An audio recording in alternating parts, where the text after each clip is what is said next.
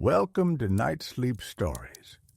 When we listen, we soften, and sleep begins to arrive. My name is Artur. I'll be your host.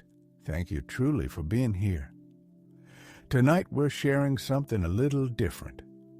A collection of 5 fairy tales, all narrated by me. We begin with The Sleeping Castle, then wander into a magical dream world, Enchantment of the Swans, The Glass Mountain, and a gentle 2-part tale about a fairy forest. It's an extra long episode, here to keep you company while you drift off and settle into a nourishing night's rest. Relaxation before sleep, let's get comfortable and unwind, ready for our enchanting adventure this evening. Allow your body to nestle into the coziness of your bed. Notice the stillness in the space around you, savoring the hush and quiet of night. However your day unfolded, busy and full on or steady and leisurely, you can set it down now. Today's journey has reached its end. So gently ease your foot off the pedal of activity, letting any racing thoughts slow, soften, and rest, and allowing any leftover energy in your body to gradually ease and rest. You've done enough for today, and there's no need to look toward tomorrow just yet. In this moment, your only intention is to enjoy the comfort of your bed, to relax your body and quiet your mind. Feel free to drift away whenever the pull of sleep draws you in.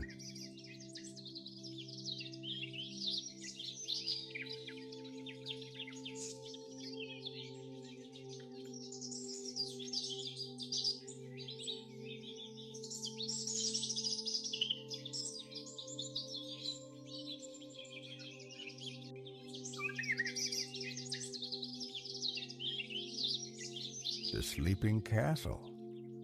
Once there lived a leather worker, and he had 2 sons. The elder was named Ludwig, the younger Johann. The boys spent their childhood at their father's bench, watching, helping, stitching, learning the slow patience of craft. They already knew the work was demanding, the hours long, and the earnings modest. As the brothers came of age, a quiet wish unfolded in both hearts. To spread their wings, even a little. They loved their father, honored his trade. Yet each carried private dreams and a pull toward another path, another horizon. One afternoon, their father was mending the shoe of a traveler who'd paused in the village. While the man waited, he entertained Johann and Ludwig with stories from the road, episodes bright with wonder, bold with distance, and full of the world's bigness. Neither boy had ever gone beyond the tree line that hugged their home. To them, his words were windows thrown open. The traveler told many eye-opening tales, but one in particular seized Ludwig's attention. Far, very far within the deep forest, he said, stood an ancient castle. There, the entire court had been enchanted and had fallen into a profound sleep. At the very heart of that castle, people whispered, lay a beautiful sleeping princess. Many hopeful suitors had tried to reach her. None had succeeded. None had returned. No man who crossed those gates was known to come back. It was a pity for all, the traveler sighed, for it was widely believed that the princess and her true husband would inherit the castle its lands, its old riches, if only she and her court could be awakened. Ludwig was clever and held a rather high opinion of himself. He also longed for a way out of the family trade. An enchanted princess felt like an opportunity, too grand to ignore, too dazzling to let pass. When the traveler paid for his mended shoe and retired to the inn, Ludwig spoke with his father and his brother. He declared he would pack provisions at once and set out at dawn to find that enchanted castle. Johann did not truly wish to be a leather craftsman forever either, but he tried to dissuade Ludwig from a reckless quest. "Even if you find the castle," he said gently, "what makes you think you can break the spell when so many before you have failed?" Ludwig was not the sort to linger on limiting details. "You're only envious that I'll have an adventure," he replied, almost laughing. Johann kept speaking sense, yet the elder brother would not be moved. "If you must go," Johann sighed at last, "then I'll go with you.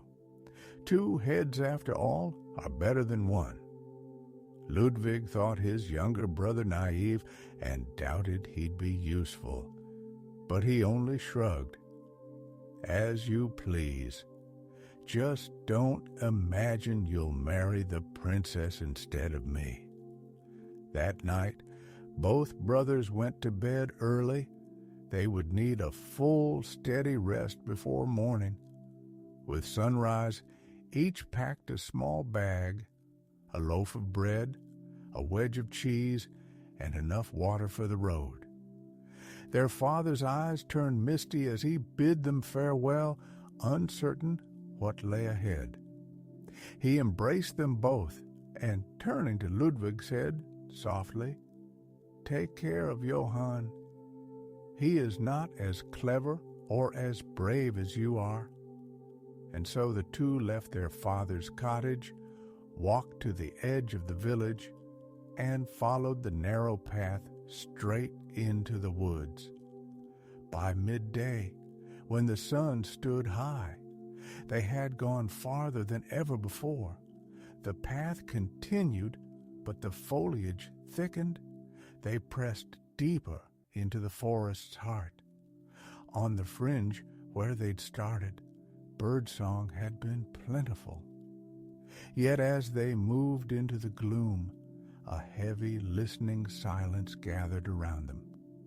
Now and then, a rustle trembled through the underbrush, or a frog sang sharply from a run of water. But they met no other travelers. As the day wore on, they came upon a great column of ants crossing the path, each carrying tiny bits of food, building with tireless focus. Johann's instinct was to give the ants a wide berth and pass softly. Ludwig nudged their hill with his foot, unsettling it as he went. "Why would you do that?" Johann asked, troubled. "Why not?" Ludwig smirked. "They're only ants. Besides, they probably bite." The elder walked on, unconcerned. Johann could not bear to leave the ruined hill as it was. He set down his bag, knelt, and gently patted the fallen side back into place. Careful, patient, steady. To his relief, the ants did not bite. They simply resumed their work. "I'm sorry about that," he whispered almost to himself, then took up his bag and hurried to catch Ludwig. They walked on through darkening trees as the sun slid lower. They no longer knew precisely where they were. The path wound stubbornly forward, between odd-shaped boulders, over little bubbling streams.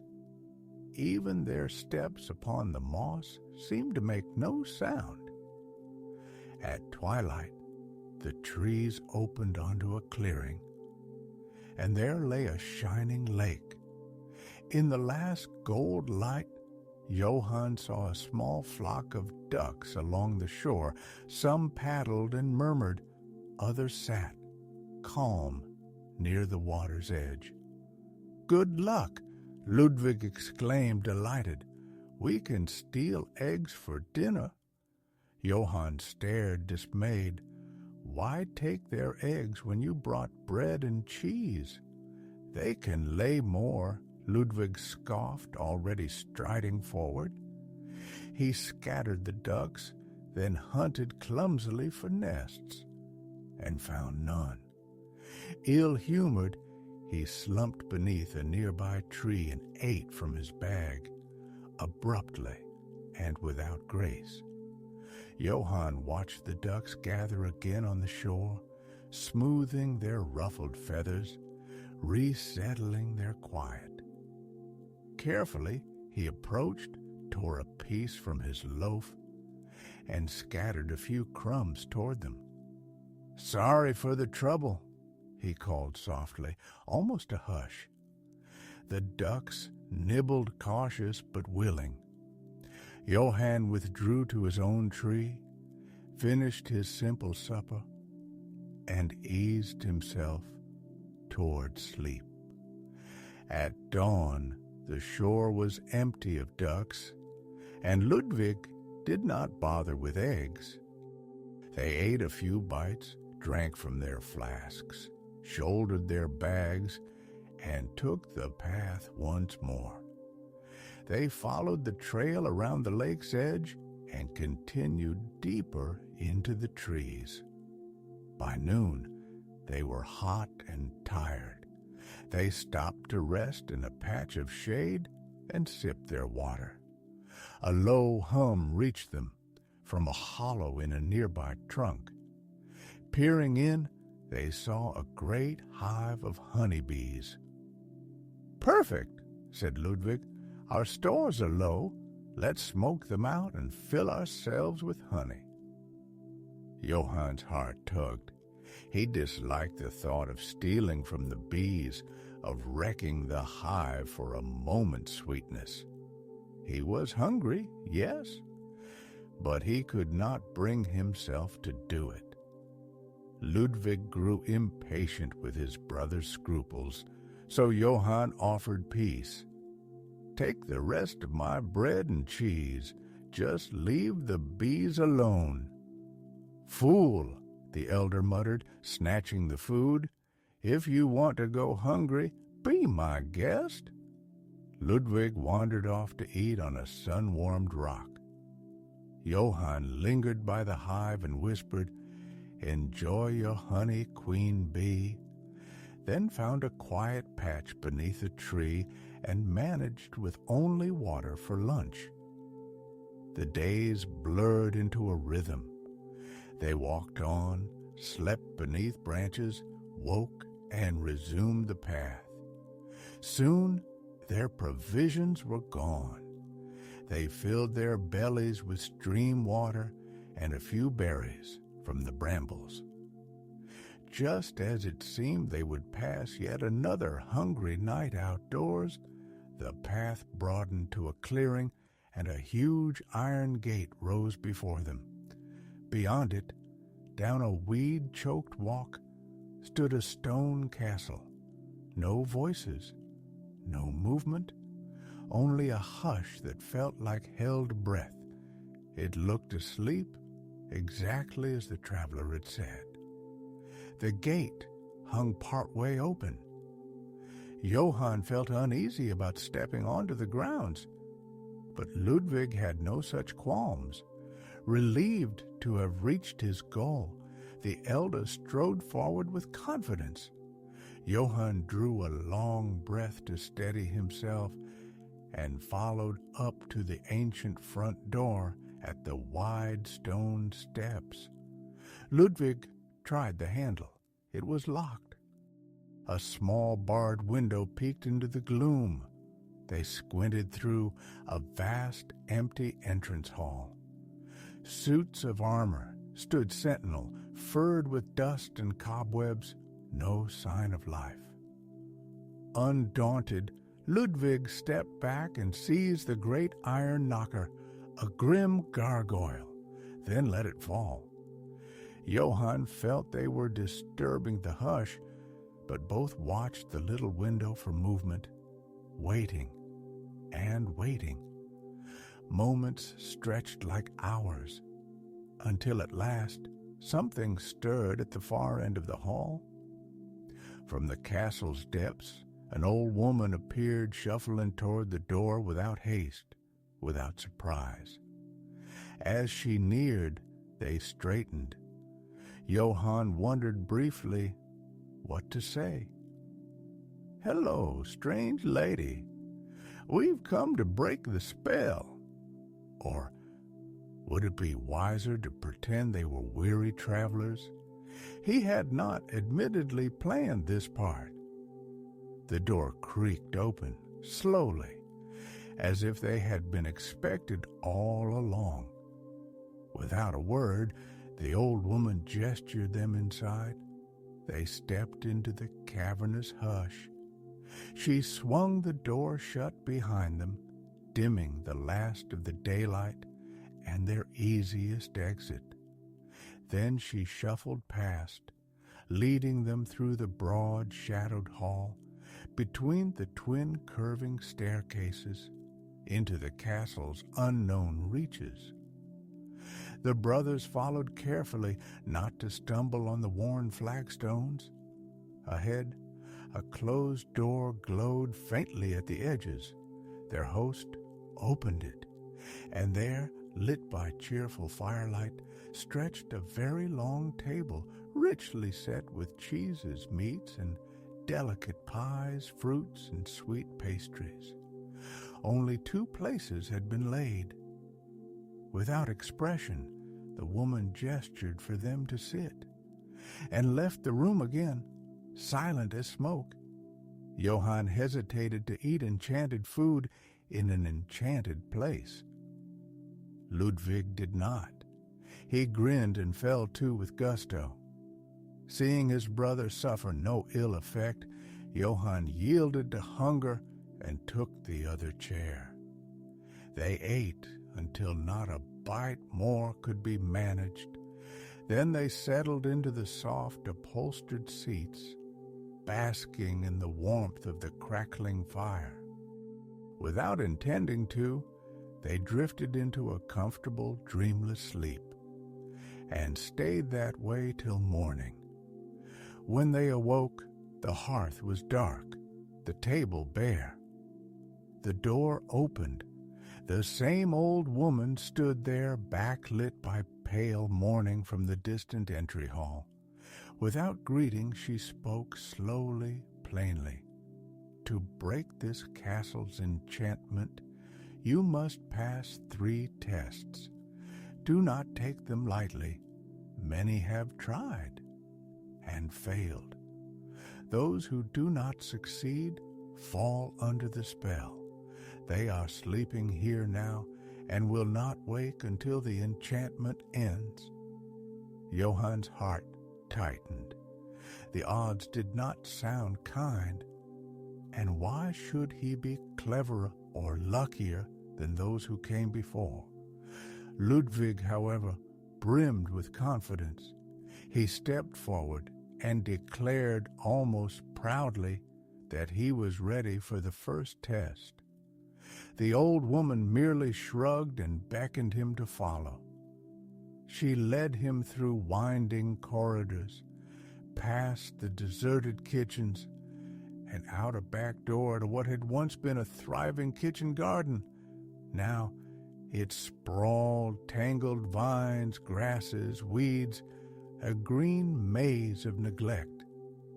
"There are 1,000 seeds scattered in this plot," she said. "You have until nightfall to find every single one, even if you return with 999. You fail, and you will join the sleepers." She turned, without ceremony and went back inside. Ludwig set to work at once, tearing vines aside, digging into weedy clumps. Here and there he found a seed and dropped it into his pocket. He did not stop for food, for water, for rest, not once, all day. As the sun fell, he counted what he had gathered, less than 200. He tried to hurry in the fading light, yanking up grass, clawing at the soil, to no avail. At sunset, he stumbled into the castle, hoping to bargain for a little more time. But he did not even reach the room where Johann waited. Sleep claimed him on a bench in the hall. Ludwig had failed the first test. Meanwhile, Johann sat alone by the hearth. He did not know what had become of his brother, but at dinner the table once more set itself with a magical feast, and a warm, living fire blossomed in the stone grate, just as it had the night before. Hungry and weary, he ate a careful meal. Then, like the previous night, he yielded to the warmth, let his worries soften, and slept peacefully in his chair. At dawn, the old woman appeared in the doorway. "Your brother failed," she said. "He sleeps deeply now. Will you attempt the task, or leave the castle and save yourself?" Johann was afraid, truly afraid, yet he could not picture abandoning his brother to an endless dream. The decision arrived simply. "I will attempt the task," he said. The woman gave no hint of approval or doubt. She only turned and walked on, expecting him to follow. In the garden, she repeated the rules word for word. Find all 1,000 seeds before nightfall, or join your brother in perpetual sleep. Johann looked over the snarled beds and felt a wave of hopelessness. How could he possibly find 1,000? Still he tried, tugging at vines, pushing through tall grass, picking up seeds here and there. After an hour, he knew the pace would never do. He sat on the kitchen steps and lowered his head into his hands. Time passed. Then small movement at the edge of sight. A few ants climbed onto the step, each carrying a seed, and set them gently by his side. The line of ants grew. They streamed across the garden, depositing seeds into a neat, growing hill. Relief washed through him. Perhaps he might not fail. By twilight, the little mound held exactly 1,000 seeds. He had rebuilt their ant hill. Now they had built him a hill of treasure. Thanks to these tireless friends, Johann passed the first test. That night, he feasted with mixed feelings: joy at succeeding, gratitude for help freely given, and a steady worry about what the second trial would bring. In the morning, the old woman returned and motioned for Johann to follow. Once more, they went out through the kitchen door, past the weeded beds of the garden, then along a broad path that curved around the castle's side until a large lake came into view. Long ago, it must have been beautiful. Carved benches rested here and there, delicate trellises arched above them, now tangled with vines. Roses ran wild, unchecked by pruning for a very long time. Topiary bushes that had once been clipped into fanciful shapes were shaggy, sprawling, overgrown. At the center, a stone fountain lay silent under moss. The lake itself wore a skin of lily pads and green algae, rippling only when a breeze wandered across. The woman gestured toward the water. "Somewhere at the bottom of this lake," she said, "there is a key. It will open the door to our sleeping princess.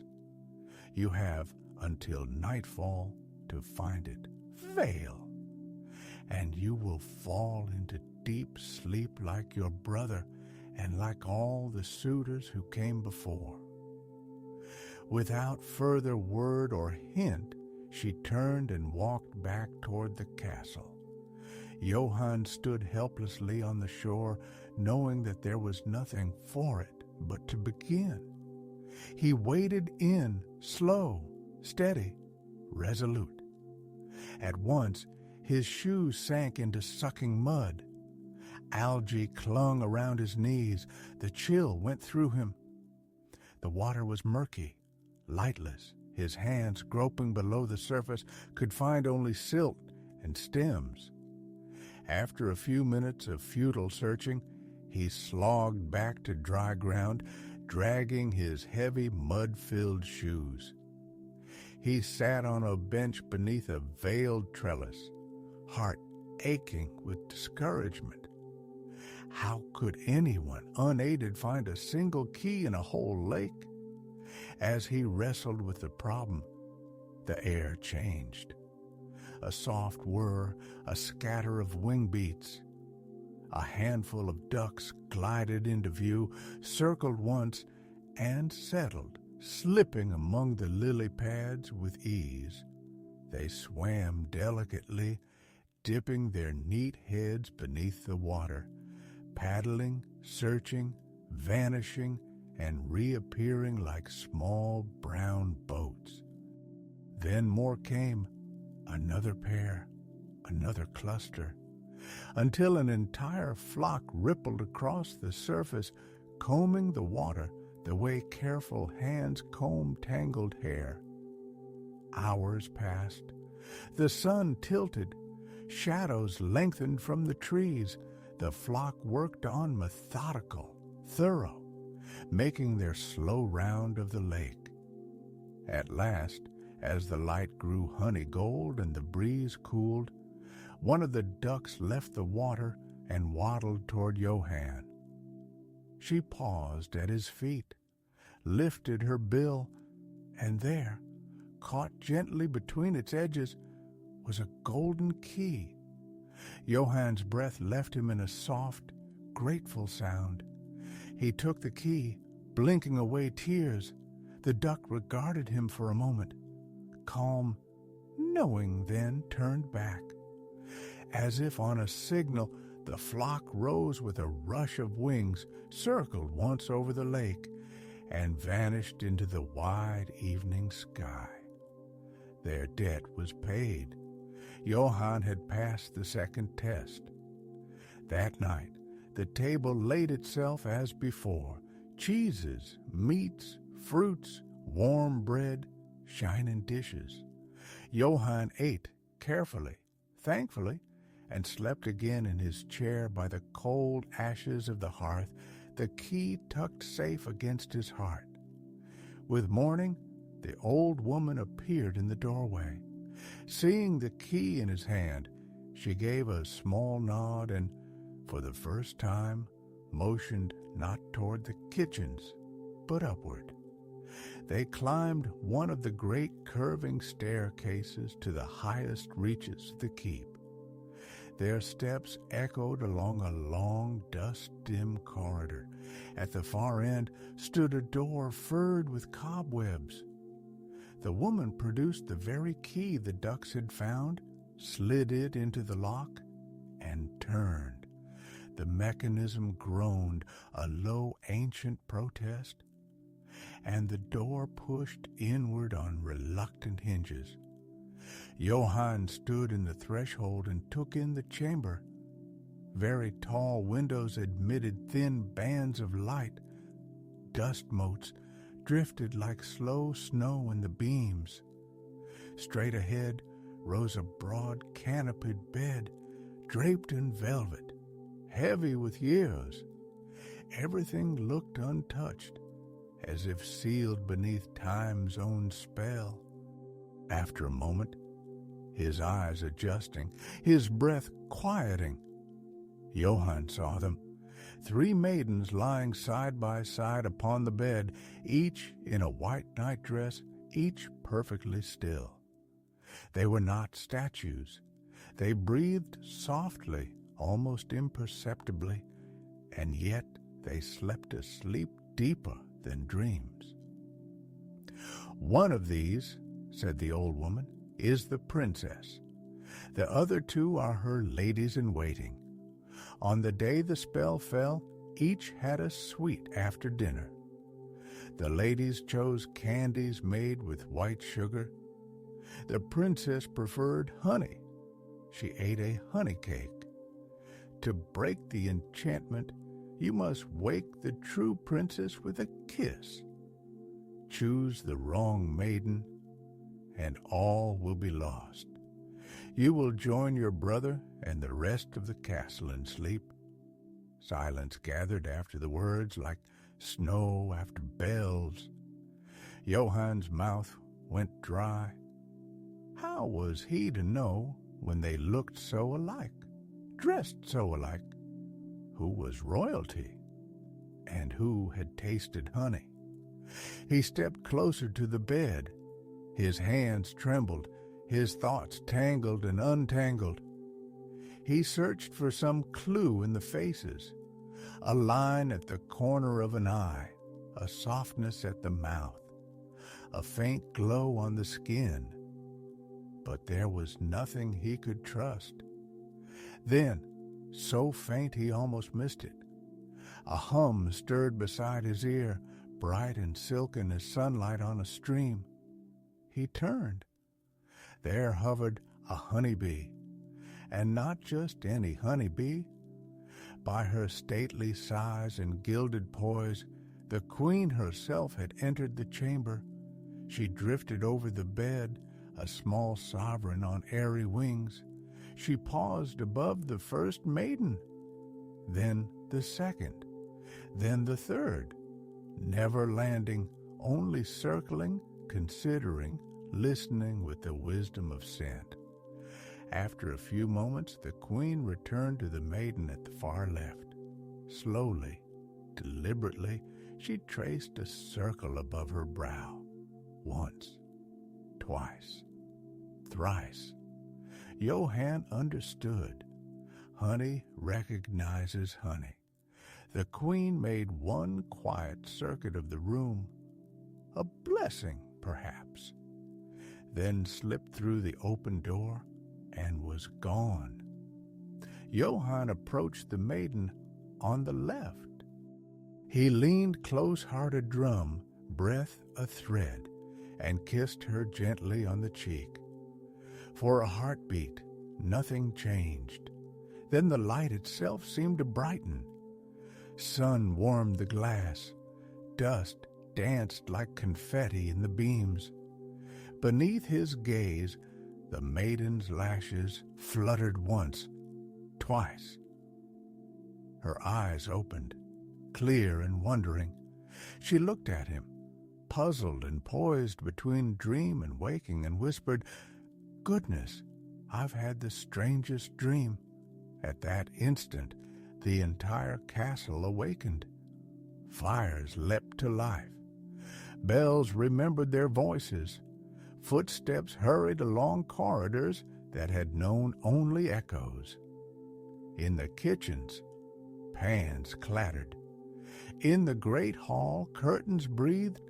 The suits of armor seemed to shake off their dust.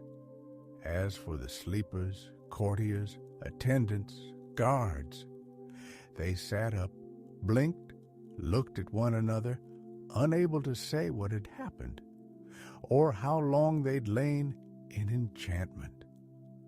The failed suitors, too, awoke, with one last rueful memory of searching for seeds and not finding enough.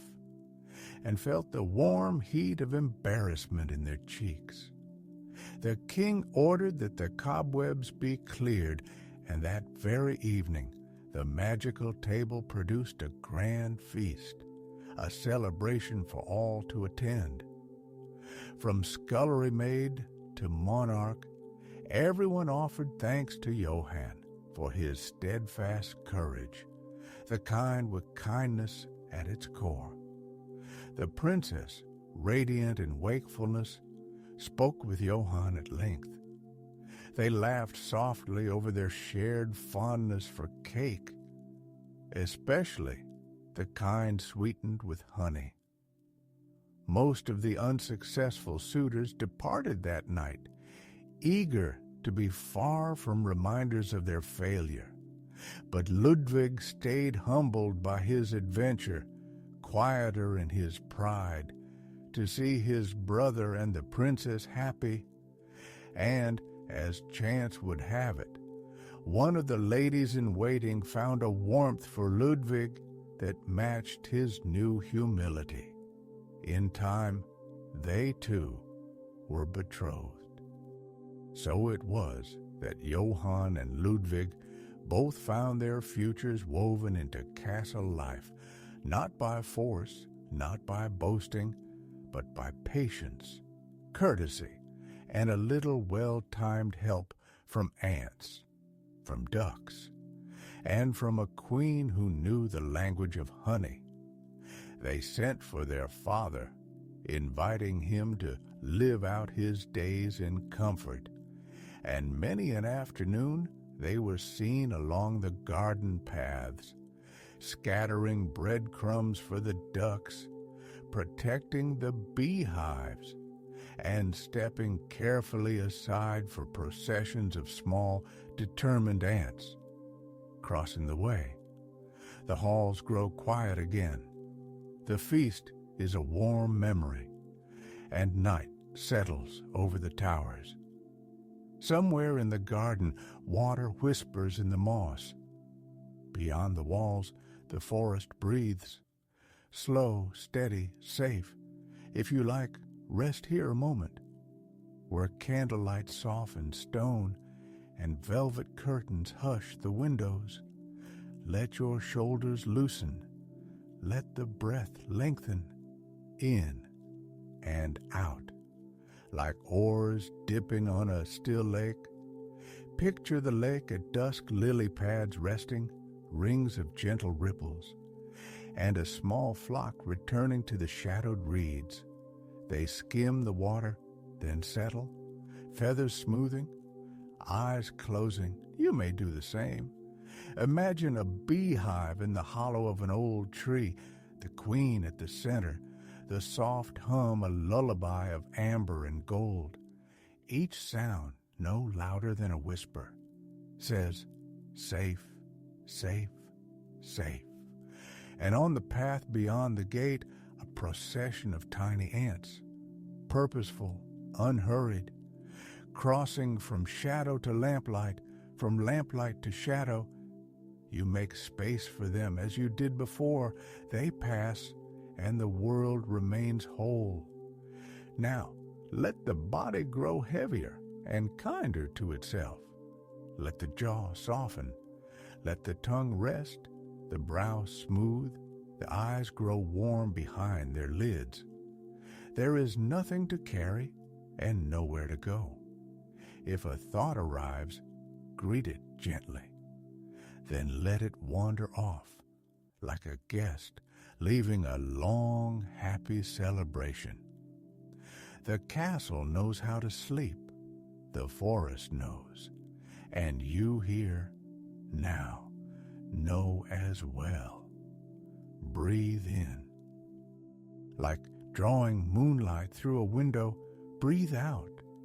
Like laying a cloak over quiet shoulders, again, in and out, slowly, easily, comfortably. Somewhere in the keep, a clock remembers to forget the hours. Time loosens its careful braid. Dreams gather at the edges, patient and kind. When they take your hand, follow. And should you wake before morning, you may find yourself by the lake once more. Ducks settled in a peaceful row, bees folded into honeyed sleep, ants at rest beneath the roots. You may turn the pillow, find the cool side, and drift again. For now, your only task is simple. Enjoy the bed's soft weight, enjoy the calm, enjoy the gentlest pull of sleep, arriving, then carrying you quietly all the way through the night. Good night.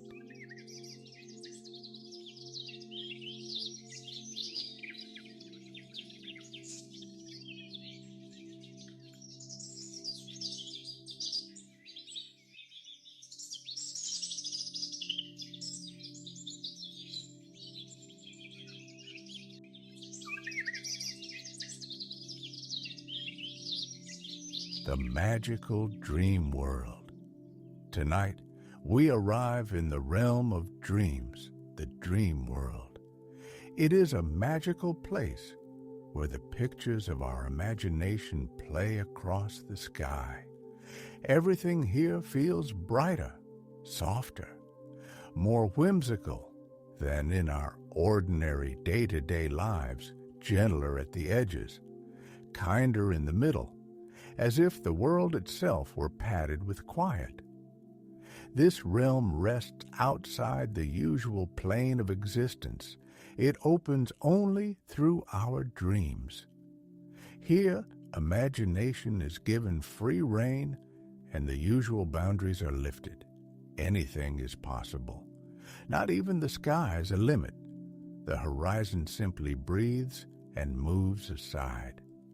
The dream world may not be a spot we can touch or point to on a map. And yet, it's a land we visit every night. Tonight's adventure may differ from dreams you've had before, and that is perfectly normal here. This place is ever-changing, always shifting, molding itself to what we and others quietly need, like water taking the shape of a cup or starlight filling a window. Even things that don't exist in the natural world come alive in dreams. The familiar laws fall away. Surreal moments take their place, like flying or moving with gentle, effortless power. The small miracles of our nightly wanderings through this dreamscape. Time loosens, weight softens, and what seemed fixed begins to float. As with any magical place, the dream world is home to fantastical creatures and curious qualities. You might meet bunnies that fly or trees that sing. You might find that all your favorite things exist here, whether or not they do in waking life, lined up like old friends, smiling because you finally arrived. So, let's set out, now, to this land where everything is possible and see what we discover. Breathe in, breathe out, and step forward. As you enter the dream world, you find yourself on a dirt path lined on both sides by glistening swaths of emerald grass. Each blade is jeweled with tiny drops of dew, sparkling in the morning sun. Little lanterns on slender stems. A white picket fence runs alongside the track.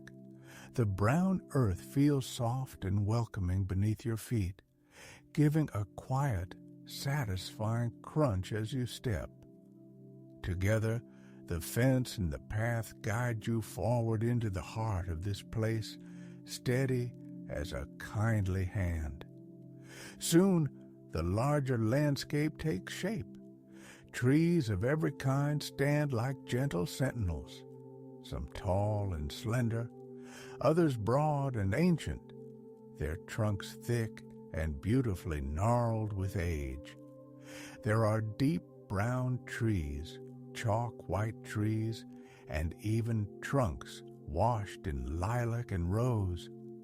Their branches wear vibrant leaves and droop beneath clusters of luscious orange and yellow fruit, the kind that glow even in shade. A light breeze moves through, carrying the scent of orange blossom and sun-warmed peaches, so ripe you can almost taste them. Over the horizon, the sun peeks up.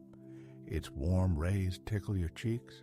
You close your eyes for a moment, savoring that touch, lost in a small reverie of calm and bliss. Somewhere, a bee drifts by, a soft thread of sound. Somewhere, a petal loosens and lands like a sigh. Then, a gentle change in the air. You open your eyes and meet the friendly gaze of a small, fluffy white dog standing on the path, shimmering in the light. She is one of the dream world's magical creatures, and she has come to welcome you. Her paws are quiet, her eyes bright as drops of glass. You reach out, scratch her head. Her tail wags, her ears perk. She tilts her head and offers a soft, encouraging bark.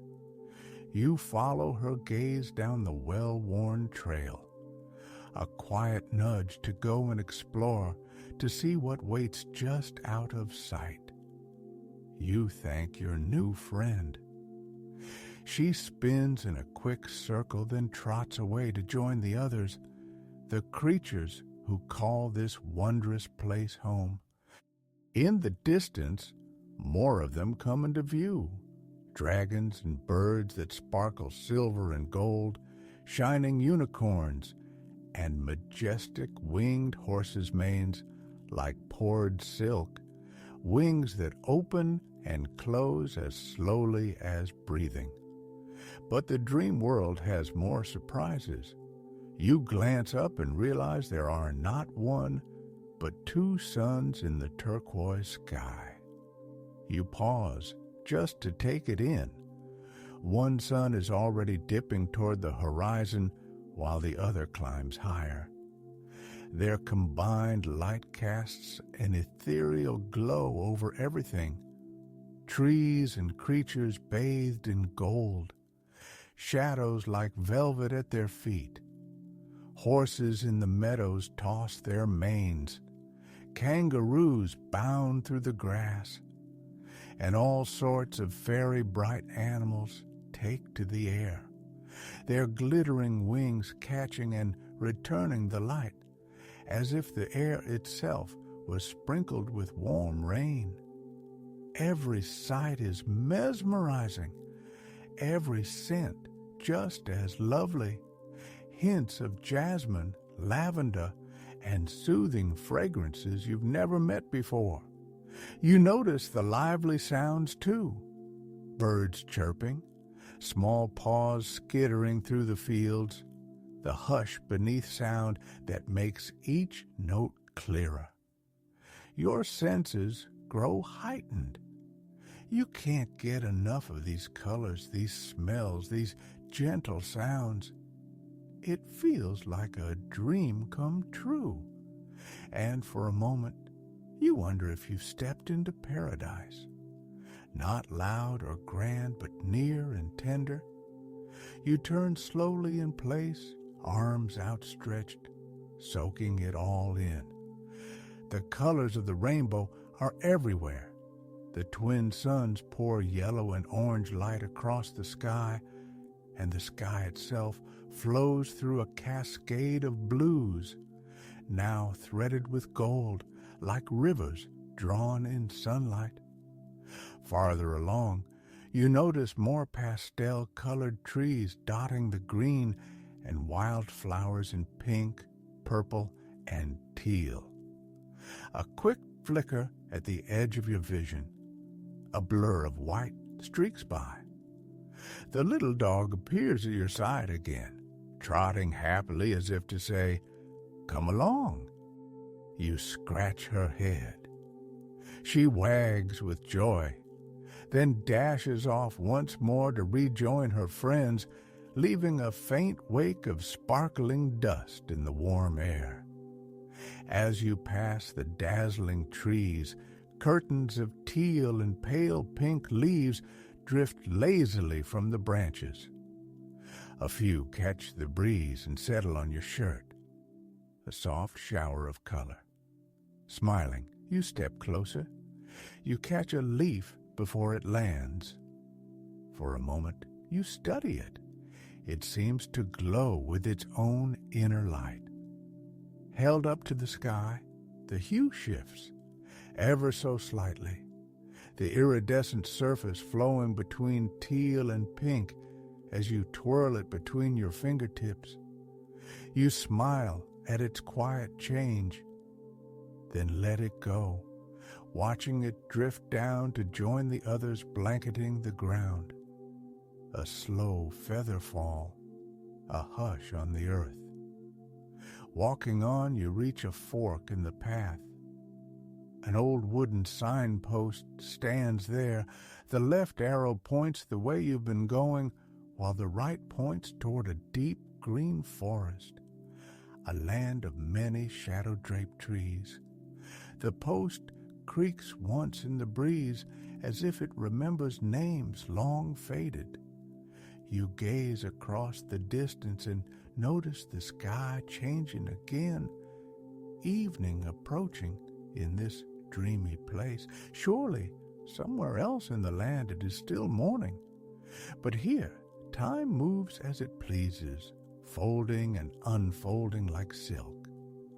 High above the treetops, planets of many sizes and colors turn in a celestial dance. Countless luminous stars twinkle overhead. The sight is so otherworldly, words feel small.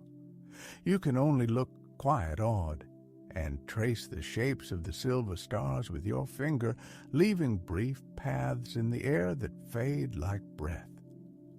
A blanket of peace settles over the land. You feel it deep within. A shooting star slips from the heavens, and you make a wish as it fades into the horizon, carrying your hope like a tiny lantern through the blue. You step beneath the trees. The forest welcomes you with the sweet scent of flowers. Delicate, perfect, soothing the soul. The trunks are like wooden castles, some wreathed in ivy, their roots twisting across the forest floor, braided with moss and the memory of rain. A breath of pine lifts through the air, layered over the warm, living aroma of the earth. Clean and grounding, like a kind hand on your shoulder. At once you know this is a forest you want to learn, its nooks and crannies, its quiet turns. Stars shine above like silver petals as the sun sinks lower. The moon begins to peer through the highest branches. The forest looks like a painting come to life. As the last red-orange rays slip between the trunks, moonlight threads the canopy. Beams land on the undersides of leaves, which shimmer like crystal. And on the ground, they scatter bright polka dots, a kaleidoscope of greens, blues, and silver, brushstrokes across a dark, soft canvas. Your footsteps fall softly. Twigs snap with a crisp note. Leaves murmur in the breeze. The woodland is full of life. An owl calls. A frog answers. The breeze hums steadily, and a small creek gurgles nearby. Birdsong drifts down from the high, hidden canopy. A tune you don't know and somehow remember. As you walk, you're struck by the sheer majesty of the timeless trees. They tower into the night until they disappear. The atmosphere is calm, tranquil, inviting you to breathe deeper, to take it all in, to let the shoulders drop and the heart slow. You move farther into the thicket, and suddenly the path lights up as if with scattered jewels. You pause, wondering what could be making such a glow. Then you see it. The light rises from the rocks, the twigs, the earth itself. Everything holds an inner radiance, blooming when the moon arrives, as though the world keeps a secret candle for the dark. The sun has now slipped fully below the horizon. The moon has climbed to its evening post, slowly ascending into an indigo, star-salted sky. Though night has fallen, birds still chirp. A tender breeze strokes your cheek. The foliage sways only a little like breathing, like sleep. A faint thread of campfire smoke drifts by, sweet and smoky, an intoxicating memory of woods and warmth. This place is cozy and welcoming, stunning and mesmerizing, all at once. You're eager to see what lies ahead, curious as a child, unhurried as night. The path grows even more luminous. You stop for a moment, transfixed, bathed in the ethereal light rising from every surface around you. Each tree and plant is outlined by a dazzling edge, and when you look down, you gasp. You, too, are glowing from your fingers all the way to your toes. You flex your hands, move them through the air. The shine dances across your skin, tiny constellations kindling and fading with each slow gesture. Then you look up, and beyond the trees, mountains have risen as if by magic, towering on either side of the forest. It is as though the earth herself grew them in an instant. Their slopes twinkle under the pearly sheen of the rising moon. Shadows cast long across the ground, and the glow of plants, rocks, and soil burns even brighter. This place is pure magic, you realize. So much here is familiar, yet made into a more wondrous version of itself, as if the world had dreamed itself kinder, just for you. Walking farther into the woods, you soon notice a narrow trail branching from the main path, slightly hidden, half veiled by ferns. You feel the bright tug of curiosity. You don't resist. You step onto the side trail, hoping it will lead to new fantastic sights. You set off down the moonlit way, easy in your stride, humming a tune that shapes itself as you go. The little white dog appears once more, one last time, wagging her tail as she trots beside you. She gives a soft, friendly bark, as if wishing you luck on the road ahead. You lift a hand and wave good night to your new friend. She circles, then slips back through the trees, a small comet returning to its constellation. The air grows richer, somehow clearer. The earthy scent of fresh soil edged with pine fills the way forward. You breathe in, slowly, and breathe out. Even more slowly, the place feels clean and rejuvenating, as though the forest itself were breathing life into you. Night has fully settled now. You hear the patter of small paws in the underbrush and the quiet beating of soft wings somewhere above. Far off, a mockingbird threads a silvery line of song through the dark. The nocturnal creatures are waking, leaving their nests and dens. And the woods answer with gentle sounds, never loud, always kind. you round a bend, and the path brightens as if strewn with 1,000 tiny stars. It is fireflies, lanterns on living wings, lighting the way ahead. They flicker on, off, like a chorus whispering, yes, yes, yes, as you pass by. Your feet press the soft earth with a mild crunch. Your heart tingles in anticipation of what you'll meet next. Then there it is, the distinct rush of water somewhere close. You cannot yet see the source, but you know, absolutely know, you're meant to find it.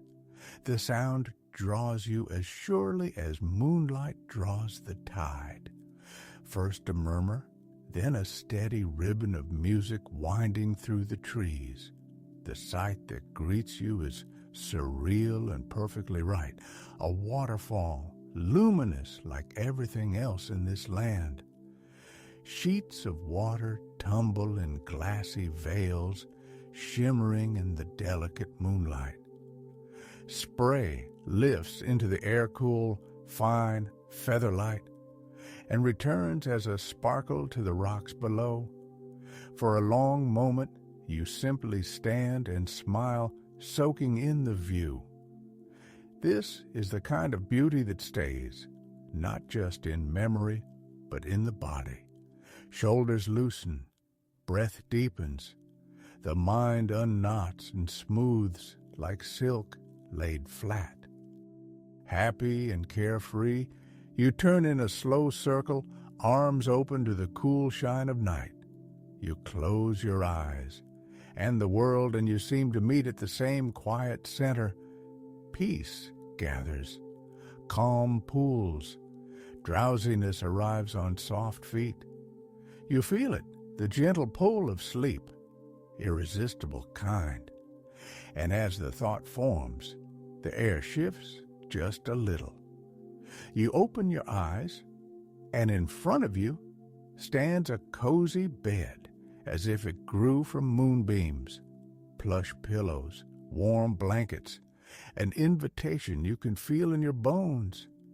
You climb in, you nestle, you make yourself perfectly comfortable. The bed is wonderful after your dreamy adventure, supportive, soft, exactly where you need it to be.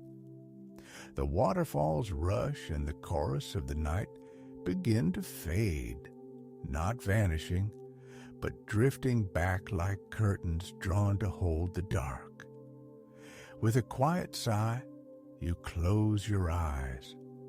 Visions of the dream world float through your mind, the moon and stars shining brightly, unicorns running across a grassy field, pastel leaves drifting from the trees like slow, colorful snow, and the friendly face of a little white dog encouraging you to wander a little farther and then rest. The images grow softer at the edges, warm at the center, breath in and out. Slower now, slower still. Your hands grow warm, your feet grow light, your thoughts grow drowsy. You feel the cover settle, a gentle weight, a quiet anchor. Somewhere, fireflies pulse behind your closed eyes. Somewhere, the waterfall keeps time for your breathing. And then, without effort, without hurry, you drift, you deepen, you sleep, a deep, peaceful sleep.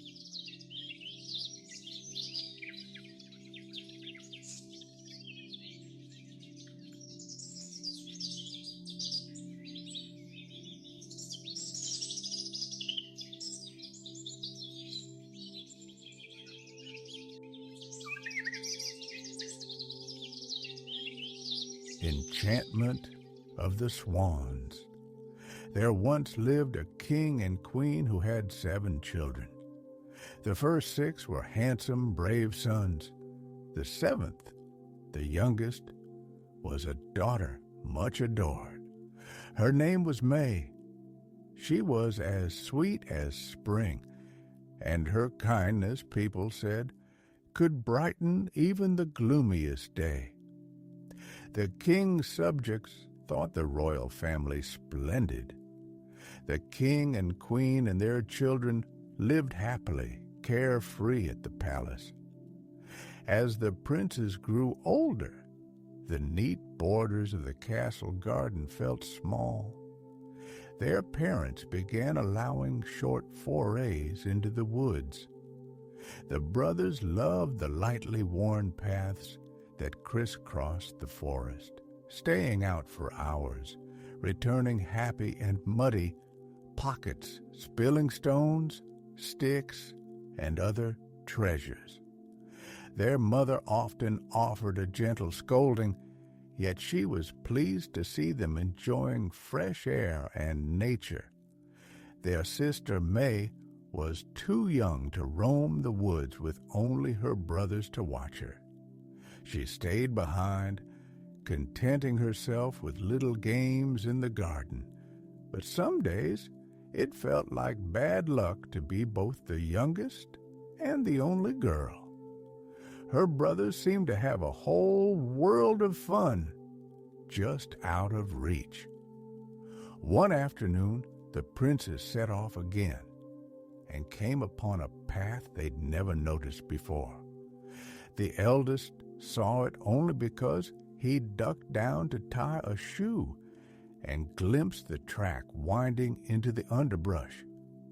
It didn't take much to convince the others.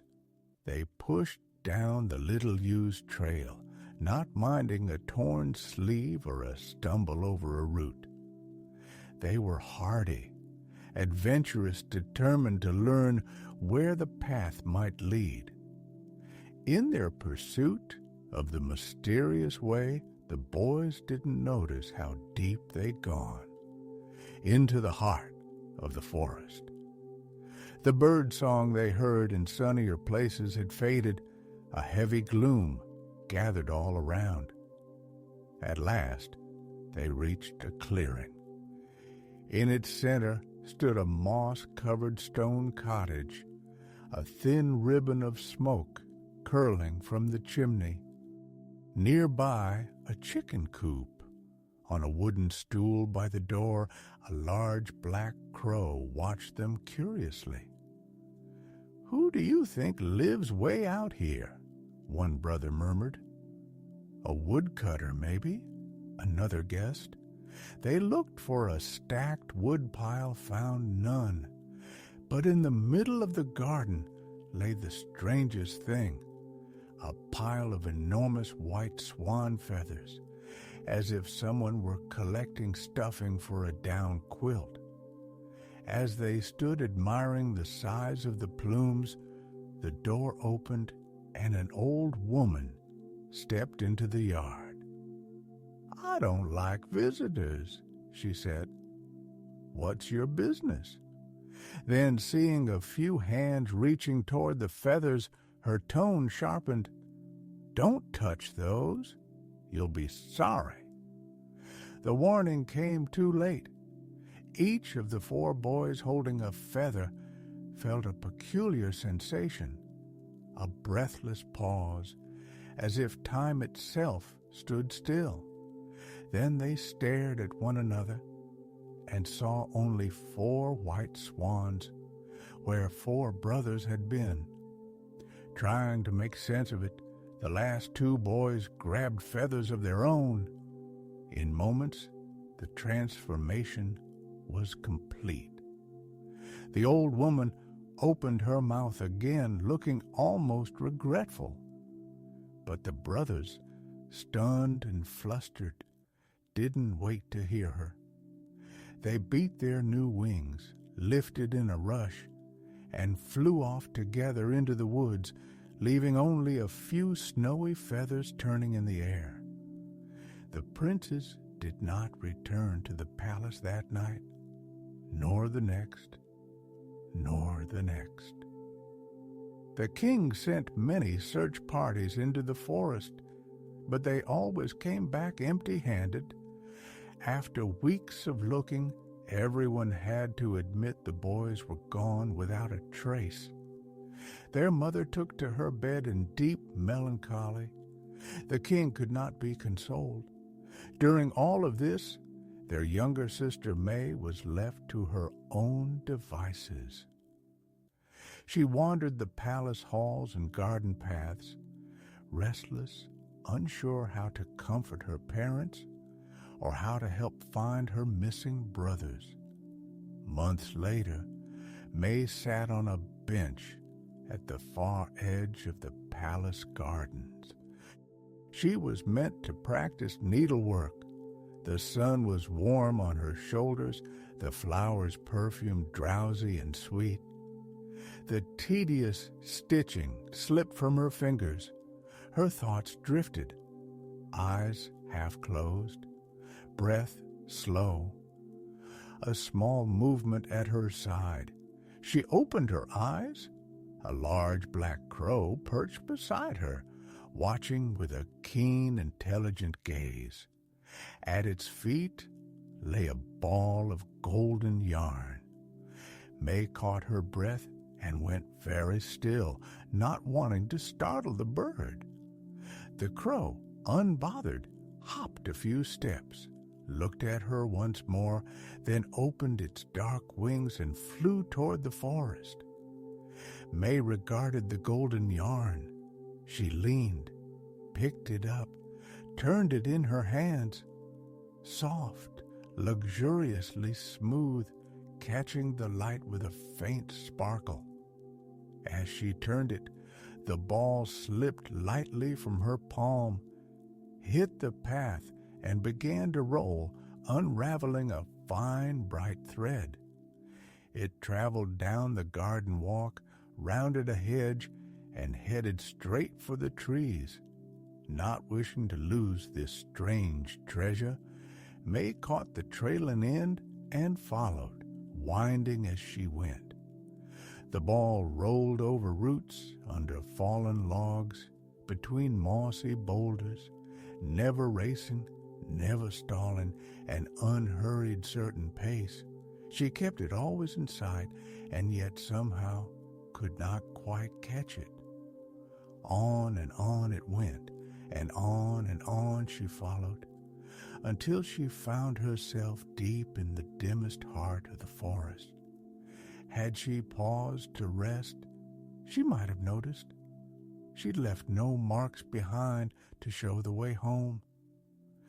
As the sun leaned lower, the yarn led her up and over a little wooden bridge that crossed a bright stream, and then into a snug hollow beneath towering old trees. At the center stood a cottage. The golden ball rolled to its door and stopped. May wrapped the loose end back around the ball, slipped it into her pocket, and knocked lightly on the wooden door. No answer.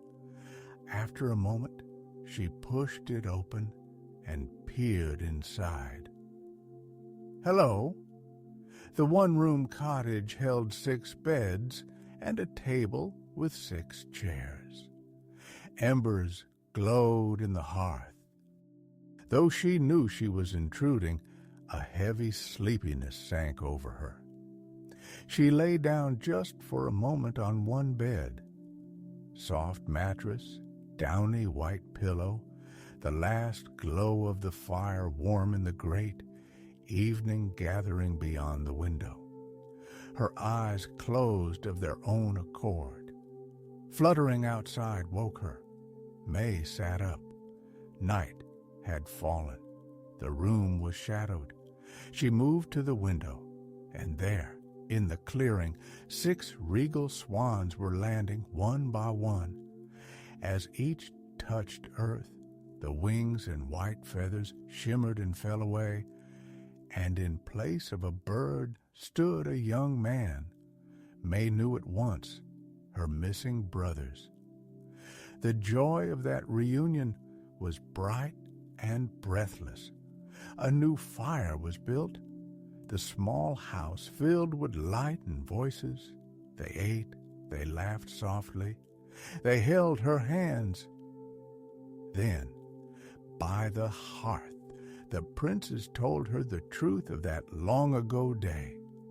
The old woman's garden, the enchanted feathers, the sudden transformation, and how they'd built this home in the woods to hide their strange fate. With each sunrise, they explained, they turned again into swans, wandering the land all day. And with each sunset, they returned to this cottage and to their human forms. There must be a way to break it, May said at last, steady and sure. The brothers exchanged mournful glances. The eldest spoke. The old woman regretted that we touched the feathers, but says she cannot undo the spell.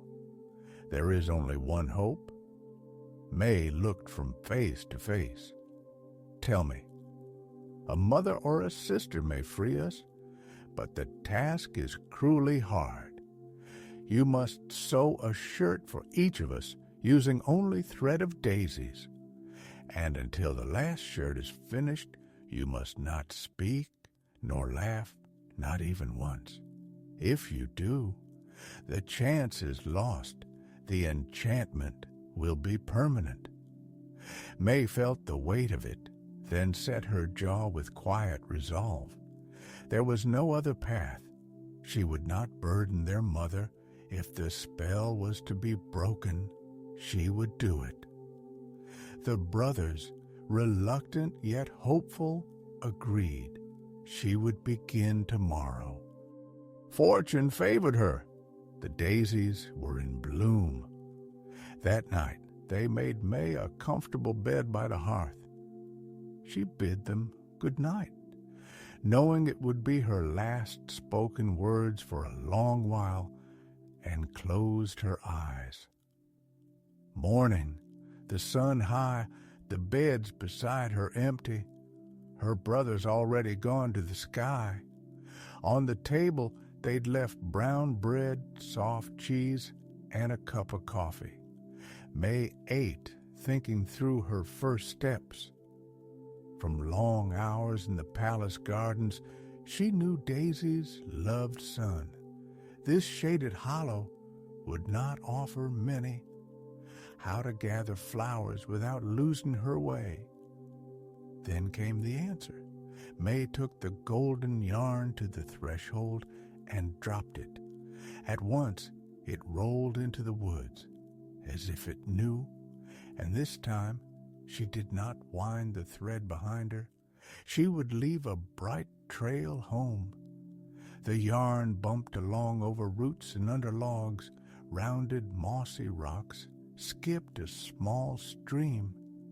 Soon, a wash of sunlight ahead, the ball came to rest in a field of wildflowers dazzling and thick. May spent the morning gathering daisies, as many as her arms could hold.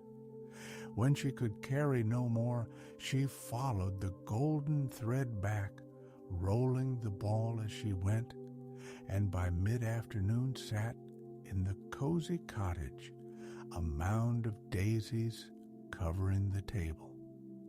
Though her palace work lay far behind, her needles and thread were still in a pocket, lucky girl. Grateful for those lessons she used to half ignore, May set herself by the window and worked out a way to stitch flowers into cloth. That evening, the brothers returned to find her sewing by firelight. And so their long routine began. Each morning the princes became swans and flew. The weather held fair summer into early autumn. May sat on the step or in the fork of a nearby tree, sewing in dappled sun, never speaking, not even to herself. The work was slow. The stems roughened her fingers. Weeks passed before one sleeve was even half done. Still, she worked on On clear days she sewed outside, in rain by the hearth. Sometimes the familiar black crow came to sit in companionable silence. Lonely? Yes. But her resolve did not waver. Her brothers tried to cheer her with food, drink, and little gifts. Once, a lovely red hair ribbon. As autumn sharpened, a soft woolen cape to keep her warm. Days shortened. The good part, after sunset, the brothers had more time as men. They sat around a fire telling stories. May listened and smiled, but did not answer. She held to her vow like a steady flame cupped in both hands. Winter deepened. Snow hushed the woods. May sewed by the firelight. The world outside buried in white.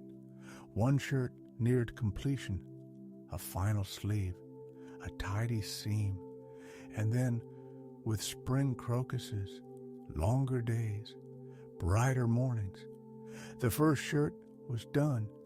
It had taken almost a year, and May had no flowers left. Luck returned, early summer came again, daisies reappeared, and the golden yarn led her back to the same field. Arms full once more, she returned along the bright thread and began again. The second shirt took shape, slowly, steadily finished by the following June. The third came a year after that. By then, May had grown from a girl into a young woman. At times, threading the needle, she wondered if she'd remember how to speak or laugh when this was over. Halfway through, her determination held. Still, she missed singing stories, company. At home, she would be attending balls, meeting suitors. But she felt no doubt. She was not making the wrong choice. Saving her brothers mattered more. One day, seated in the crook of her favorite tree, the black crow nearby, something unusual happened. A small riding party emerged from the trees and halted in the clearing. 3 men and 2 ladies, richly dressed in velvet, on noble horses. It had been years since May had seen anyone but her brothers. She held her vow and kept silent, watching. The strangers, as surprised as she, looked around and seemed to decide she was alone.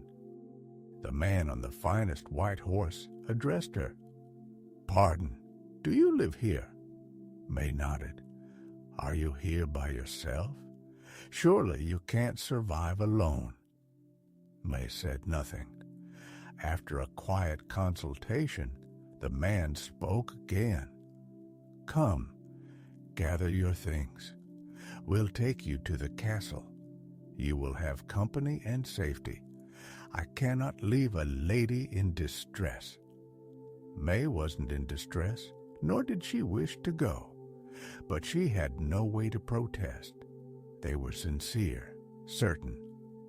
Reluctantly, she gathered the 3 finished shirts, her needles and thread, and slipped the golden yarn into her pocket. She might yet need it. The man helped her up before him on the white horse, and they rode away.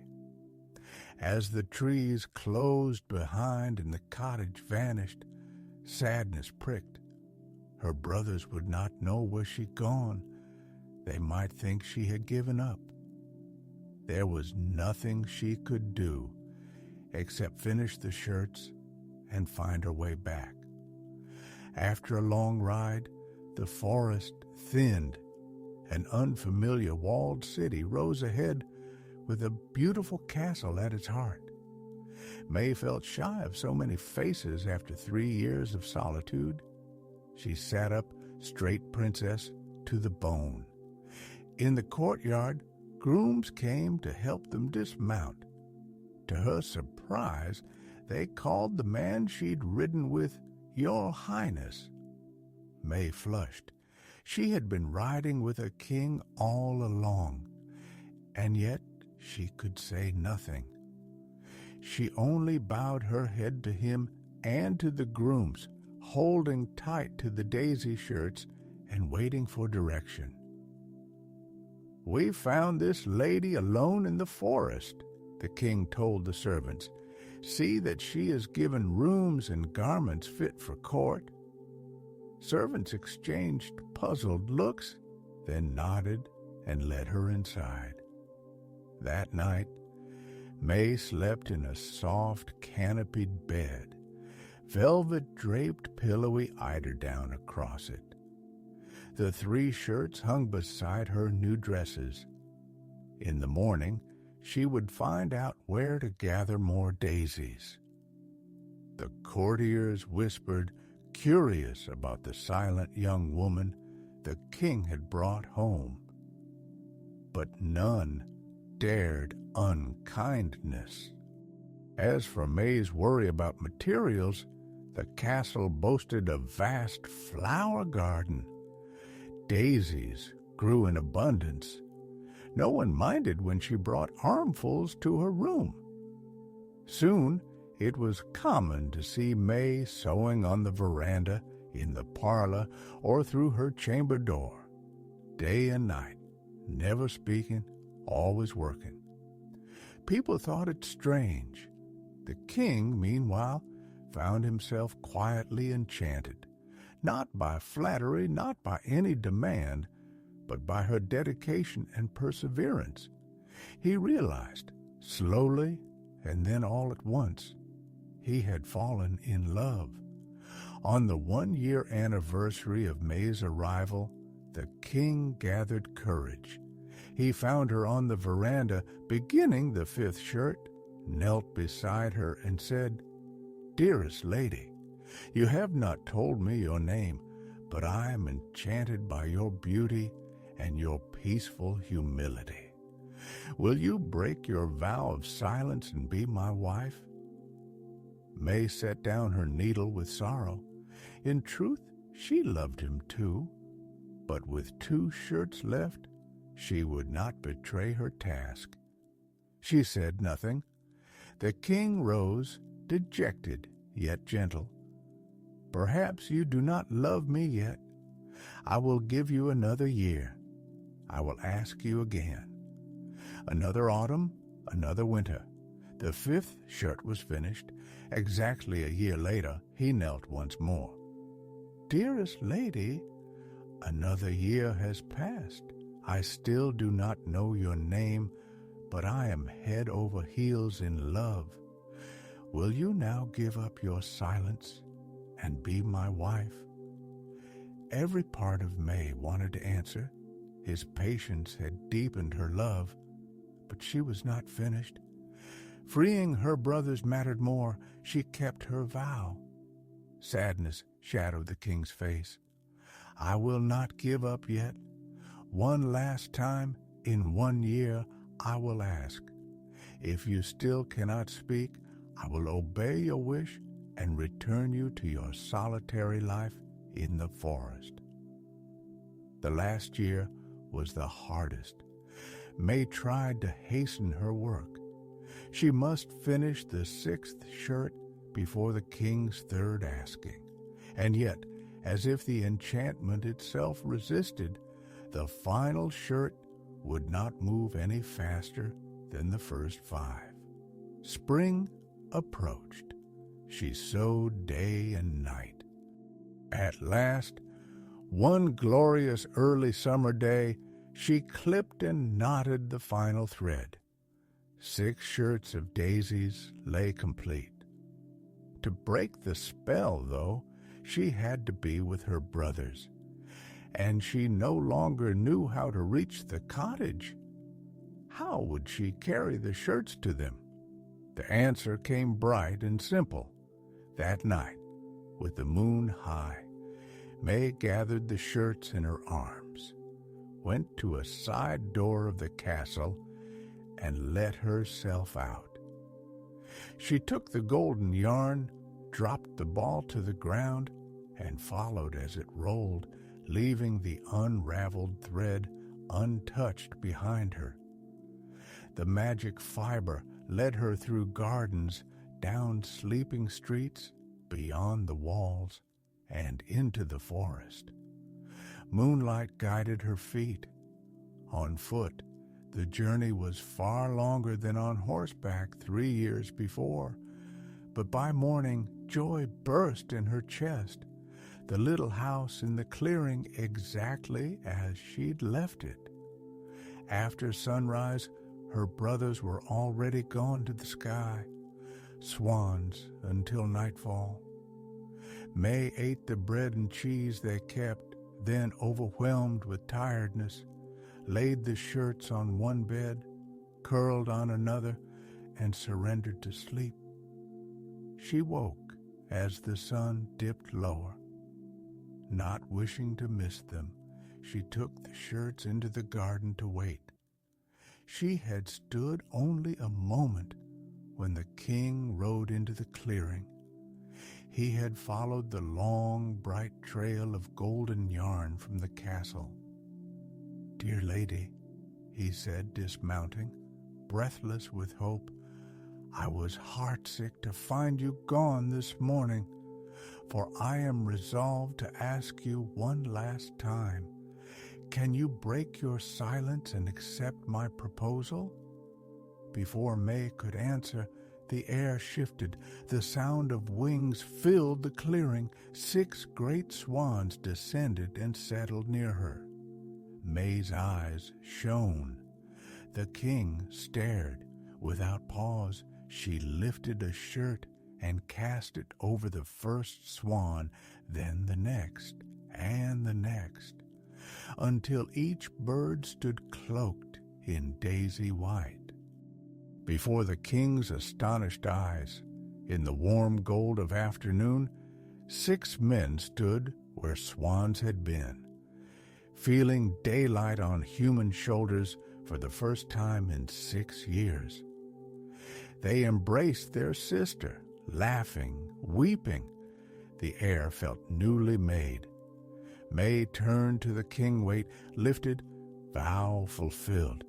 He understood. The great work was done. He knelt, hope bright and steady. "Dear lady, will you now break your silence and be my wife?" May gave him her most beautiful smile and at last spoke. "Yes, I will." What followed was joy upon joy. The brothers were reunited with their parents. The palace rang with celebration. Soon after came May's long-awaited wedding to the king, a day of garlands and bells, of laughter, of homecoming. They lived very happily thereafter. May and her handsome king ruled wisely, and it was always said that the queen was a lovely soul, patient, careful with her words, and, of course, very, very skilled at needlework.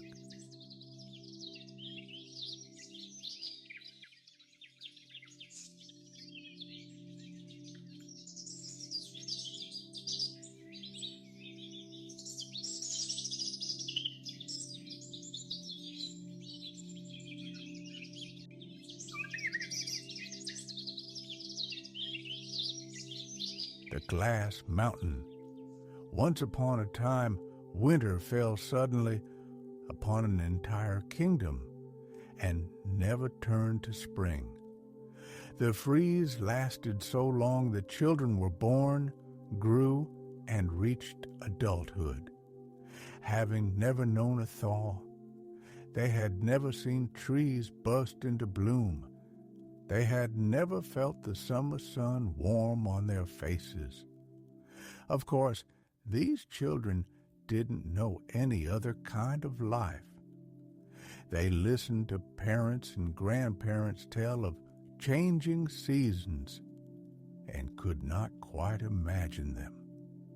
The pastel colors they knew were painted in the evening sky, not in gardens, The only living green they recognized was the steady shade of evergreens, and most of nature, simply white.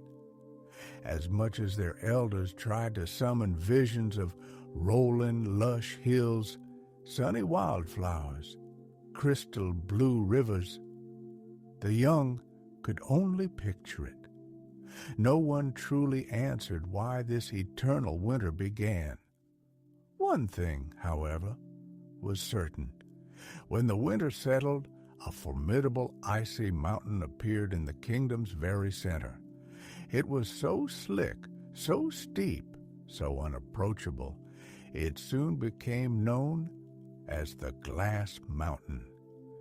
Rumor whispered that the ominous peak was the work of a sorcerer who, after quarreling with a king, cast the man and his daughter to be marooned atop it forever.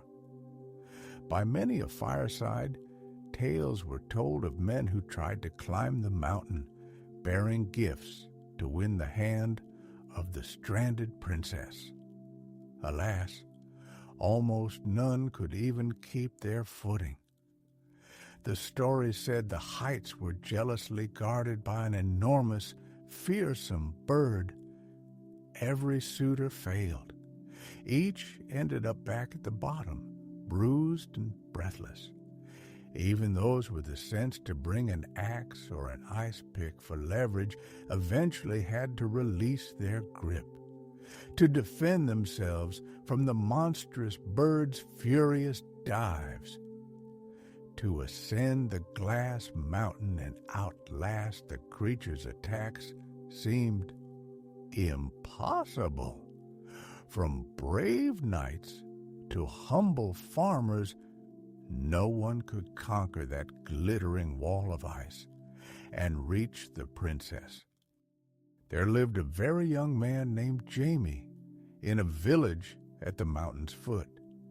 He grew up in the shadow of that frozen monument, hearing stories, watching one would-be adventurer after another return defeated. Like everyone his age, he had known no season but winter. Summer sounded intriguing in the old tales, though he wasn't sure why he should yearn for it. What he did love was a challenge. Dreamy was clever. He had a long list of daily chores to help his parents make ends meet. And yet in his free time, he skated the village pond, cutting graceful circles, gazing up at the sparkling mountain. As he came of age, he dreamed he would be the one to reach the princess and win her heart. There were lovely girls in the village. Many would gladly have called him sweetheart. But Dreamy longed to know what lay beyond his small hamlet. He did not wish for a life without adventure. He thought and thought again about how to reach the top of that gleaming peak, until at last he hatched a plan almost ridiculously simple. One evening at dinner, seated at the wooden table by the family hearth, he told his parents exactly what he intended. He would climb wearing his ice skates, using the blades to anchor his feet in the glassy slope. That way, when the fabled giant bird appeared, his hands would be free to ward it off. His mother fretted, certain he'd be hurt by such a reckless scheme. His father was skeptical as well. How could Dreamy succeed where seasoned, worldly men had failed? They pressed him with questions, hoping to dissuade him. How would he battle the great bird bare-handed? What gift could he possibly bring the princess? Dreamy had to admit he didn't yet know. But he would not be swayed. He meant to attempt the climb tomorrow. By morning, his mother had whispered her worries to a neighbor. The neighbor told her daughter the daughter told the boy across the lane. The news flew through the village like lightning. So, when Jamie finally shouldered his things to approach the mountain, the entire town had turned out to watch.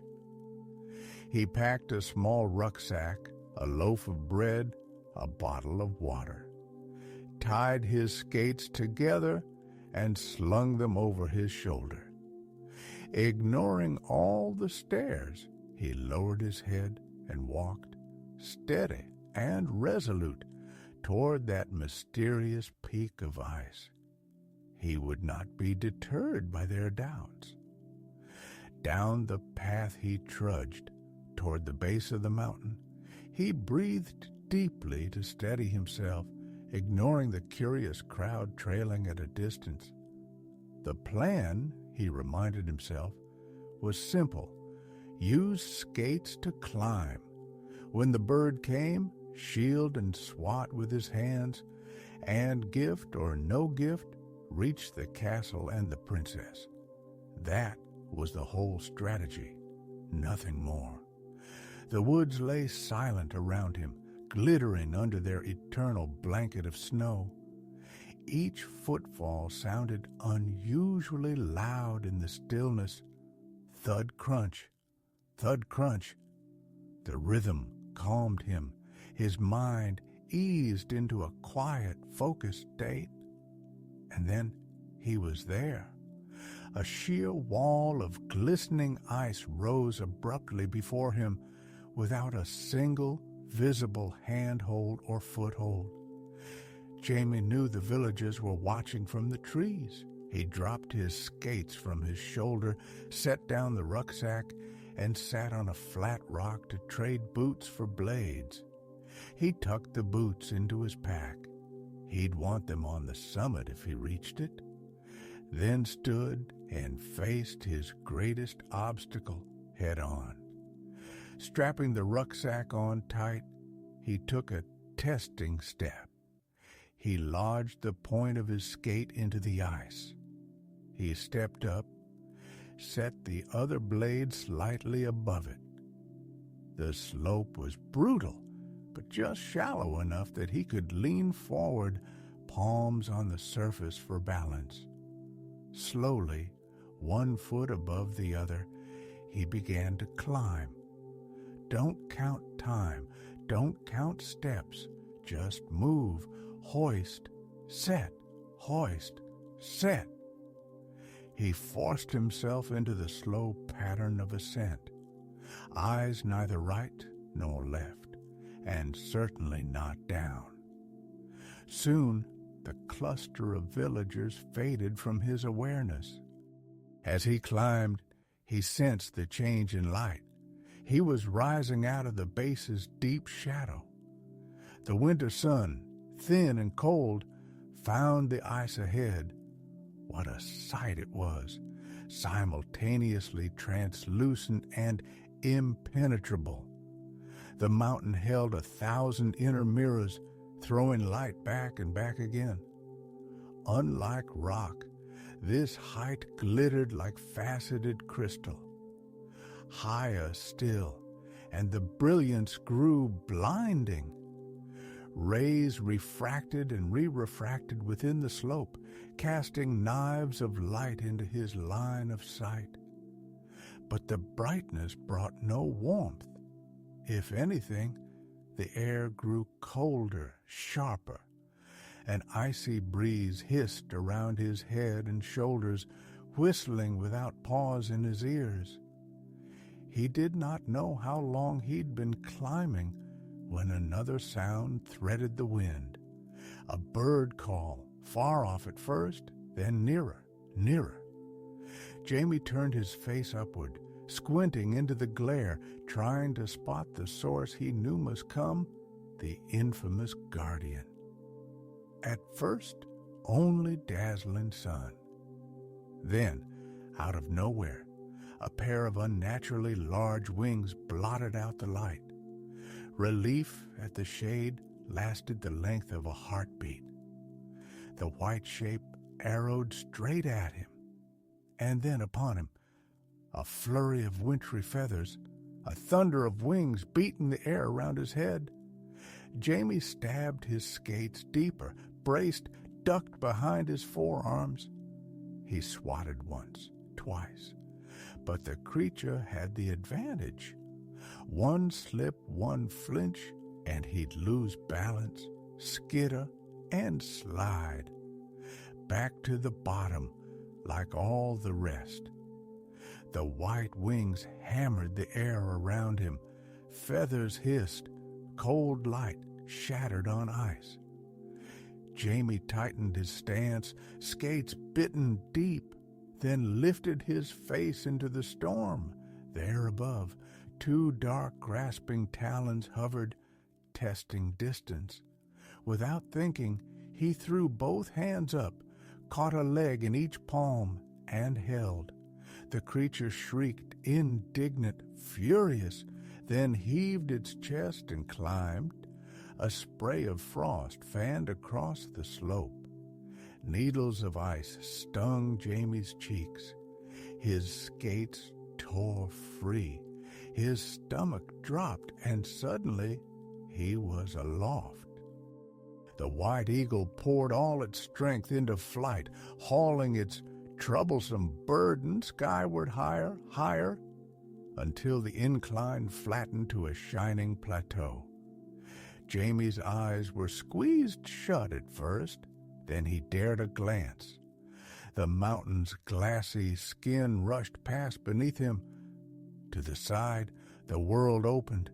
Toy houses, toy trees, tiny roads, a storybook laid at an angle to the sky. His arms burned. The skates at his ankles tugged heavy. The bird leveled out, skimming across a sheet of ice so polished it held the sun like a mirror. Jamie's grip trembled. He would not last much longer. Then ahead, something gold, a single shining tree, standing alone in a world of white, sending warm light in every direction. Its countless small leaves quivered as if alive. The eagle swept over the crown of the tree. Jamie chose now. He let go. The fall was brief and breathless. He struck a bed of springy twigs and smooth sticks, and the air filled with a bright, chiming music, as if 1,000 tiny bells had been rung at once. For a moment, he could only breathe. Then he sat up carefully and stared.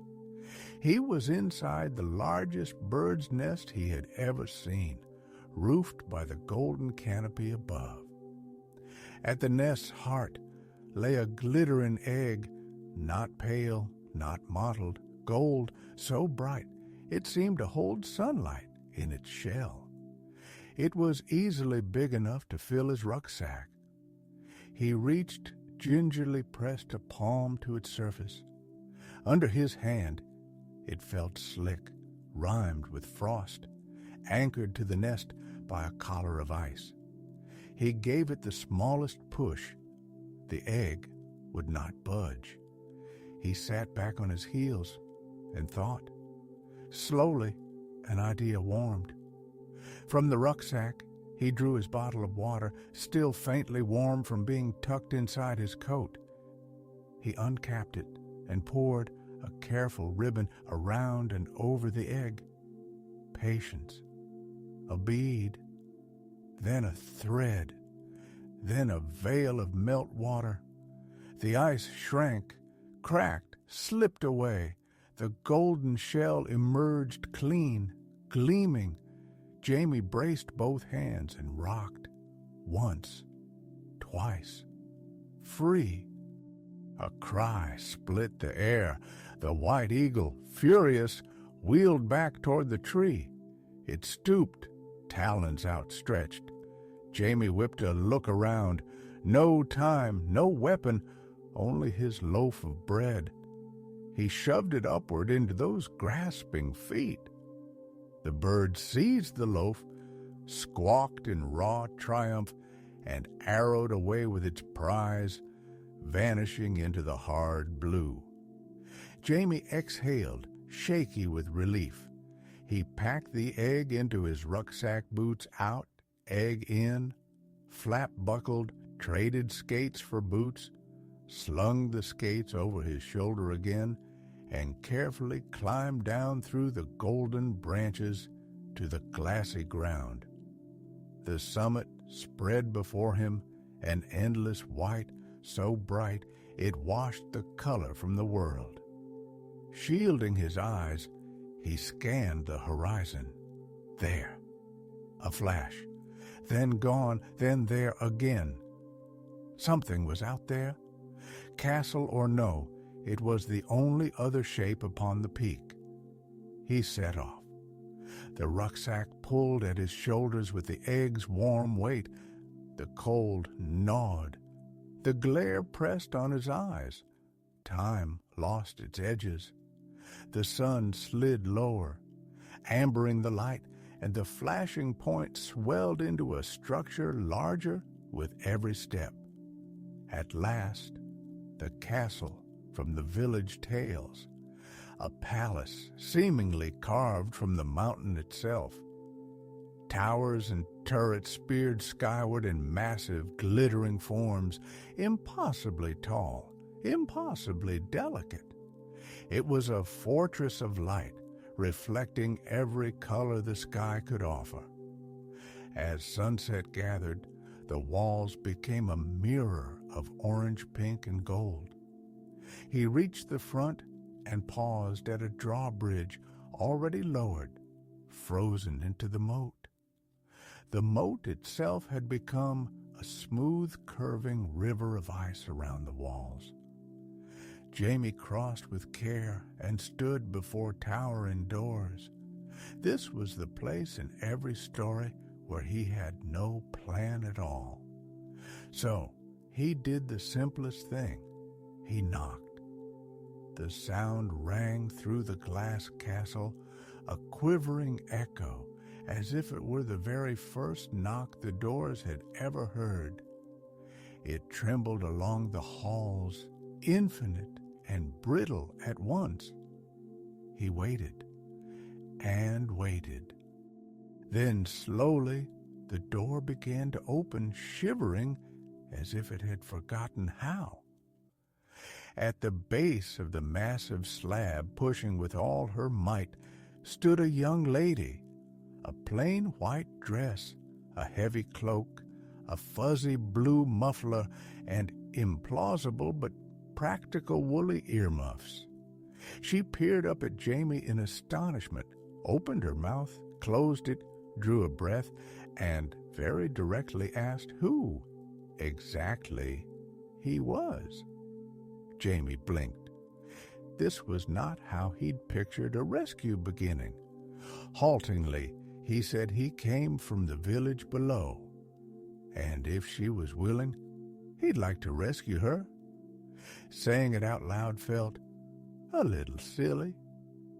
The princess considered him doubtful. He became acutely aware of how unheroic he must look.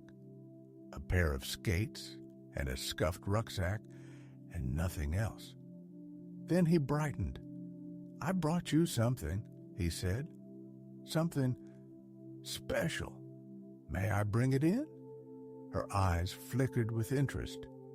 She stepped aside, guarded, curious, and motioned him into the hall. Inside was as cold as out. Suddenly, the earmuffs made perfect sense.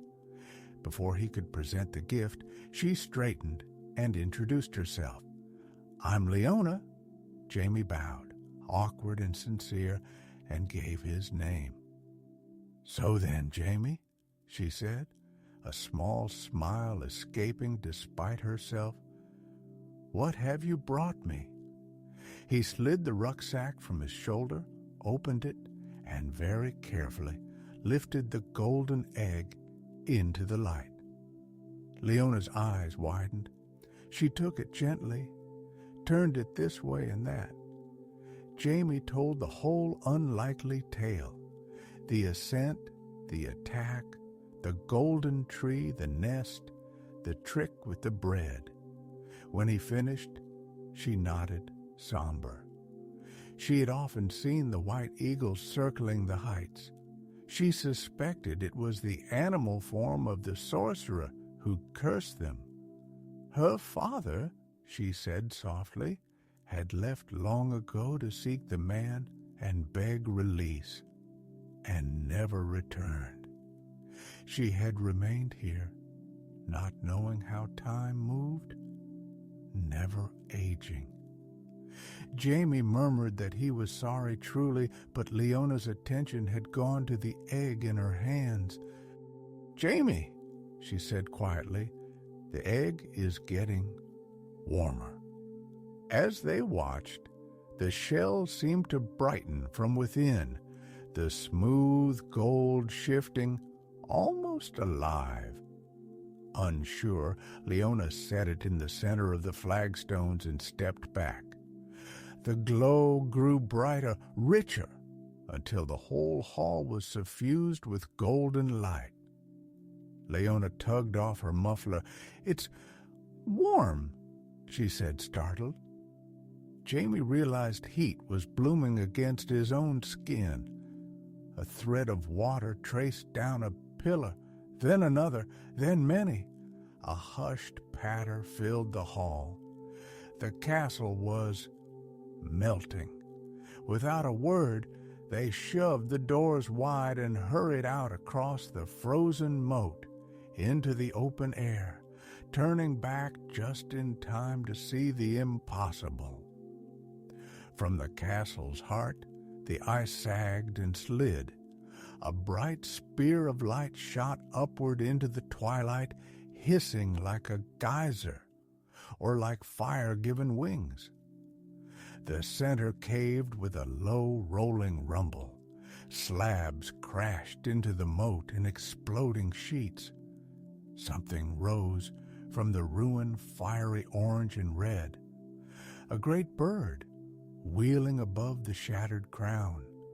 With every slow, powerful beat of its wings, warm rivers poured outward, thawing the moat, the yard, the slick skin of the mountain around them. "We have to get down," Jamie said, already scanning for a way. The great bird phoenix surely swept low, calling in a voice that seemed to ring inside the ribs. Jamie made his choice. He dropped the heavy skates to the ice. "Hold tight," he told Leona. She looped her arms around his neck. No hesitation, full trust. As the phoenix stooped near, Jamie reached up, caught its feet, and held just as he had clung to the white eagle on the way up. No protest. The bird lifted clean and sure. Behind them, the fragile palace sank and flowed. The mountaintop sagged and glittered and ran. Heat poured over their faces. The wind pressed their clothes flat. They squeezed their eyes shut and did not let go. An instant later, ground, a jolt, a tumble into a wet, snowy clearing at the mountain's foot. Above, the phoenix climbed, became a blazing orb against the night, and vanished with a cry that left sparks drifting like a brief golden meteor shower. Jamie and Leona lay on their backs, breathing hard, the sky shining in their eyes. After a moment that felt like waking, they turned to each other and laughed. They had done it. Leona was free. Jamie was home. The villagers, long since bored and hungry, had abandoned their watch and gone to their warm suppers. No one saw Jamie walking through moonlight, a young stranger at his side, toward a small door and a shocked pair of parents. His mother was so beside herself she spilled the stew. His father kept saying, "Well now, well now, well now," as if the words could catch up to the sight. By morning, the world had changed. A warm, steady rain showered the land. Snow and ice slumped, shrank, vanished. The rain fell a whole day, then broke. The sun came out. The first true spring in living memory stepped across the fields.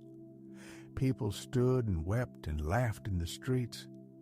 Small birds sang from every eave and treetop, and children learned at last the green of grass. Then the colors that followed, the high, many-shaded joys of summer, the golds and reds and coppers of autumn.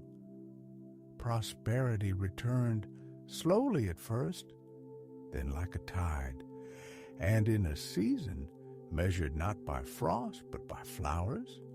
When Jamie asked Leona, the winter princess, to marry him, he could offer not a golden egg, not a daring plan, but a bouquet in every color of the rainbow.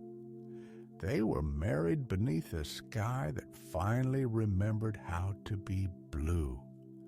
And when people told the story, they said the mountain learned glass from ice. The kingdom learned warmth from patience, and two young hearts learned courage from each other. Good night.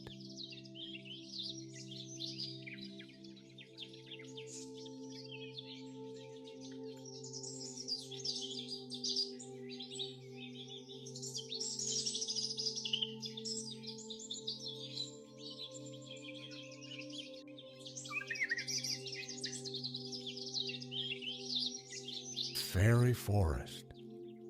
Deep in the heart of the woods, just beyond a modest village, lay a small kingdom brimming with fairies. They flitted on bright wings and lived in tiny houses they built from whatever the earth offered. Some chose the hollowed insides of old tree trunks, others stitched thick, glossy leaves into snug roofs and walls. A few burrowed neat little rooms underground, mole-like tunnels softened with moss and lined with threads of bark. The trees sheltered them. The earth cherished them. The fairies were Mother Nature's own, caretakers of this hidden land, healing and nourishing the trees, feeding the soil, urging new life along. And in return, Mother Nature kept them concealed from curious human eyes, tucked behind boughs and bark, safe, unseen, and serenely busy. People in the nearby village knew the tales. They longed for a glimpse, just one, but the forest itself stood guard. When a person wandered too near, branches would tickle a hat brim or whisper across the trail to block the way. Sometimes the path itself would shift as if it had changed its mind, confusing footsteps until seekers simply turned back. The fairies needed peace to do their work, so hidden they stayed. Yet once every few years, someone slipped through, not by design, by luck, by coincidence, perhaps by a quiet stroke of fate. One autumn afternoon, not so long ago, was one of those rare days. The woods seemed willing to admit a guest. Cool air carried a brewing promise. High clouds hung misty gray, doing their best to hide the sun, though gold found every gap, and the beams set dew beads on amber leaves silently aglow. Down a narrow trail walked a girl, haloed by a single sunbeam. Her name was Evie, and she loved autumn. As she strolled, she admired everything, breathing in pine and damp leaves, smiling at the crisp crunch beneath her boots. Sensory magic, she'd told her mother before she left. The crackle of foliage, the blaze of color, the stillness full of sound. A season that touched eyes, ears, skin, breath, and mood. She tilted her head back to the canopy. Crowns above looked aflame, burning with reds and golds.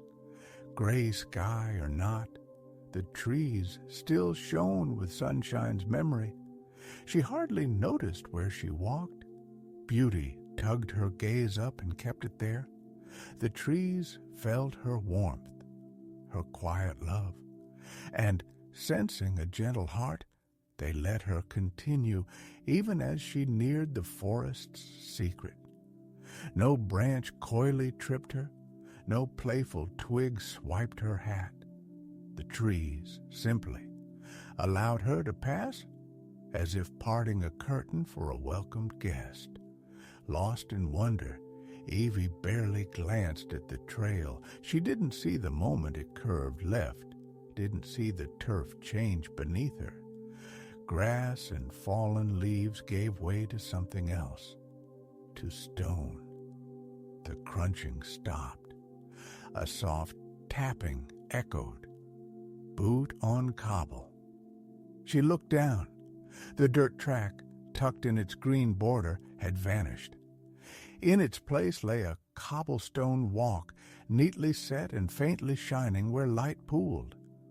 On both sides rose a living corridor, tight ranks of red maples and tall, disciplined shrubs. No gate, no gap. No way but forward or back the way she'd come. Evie glanced behind, hoping for the old trail, some brown ribbon leading home, but she saw only grass, russet leaves, and patient trunks. The way had disappeared. She stood very still, wondering what to do. She looked up at slow clouds and wished for evening, wished for the North Star to lift and point home. For a heartbeat, she considered wandering blind between trees.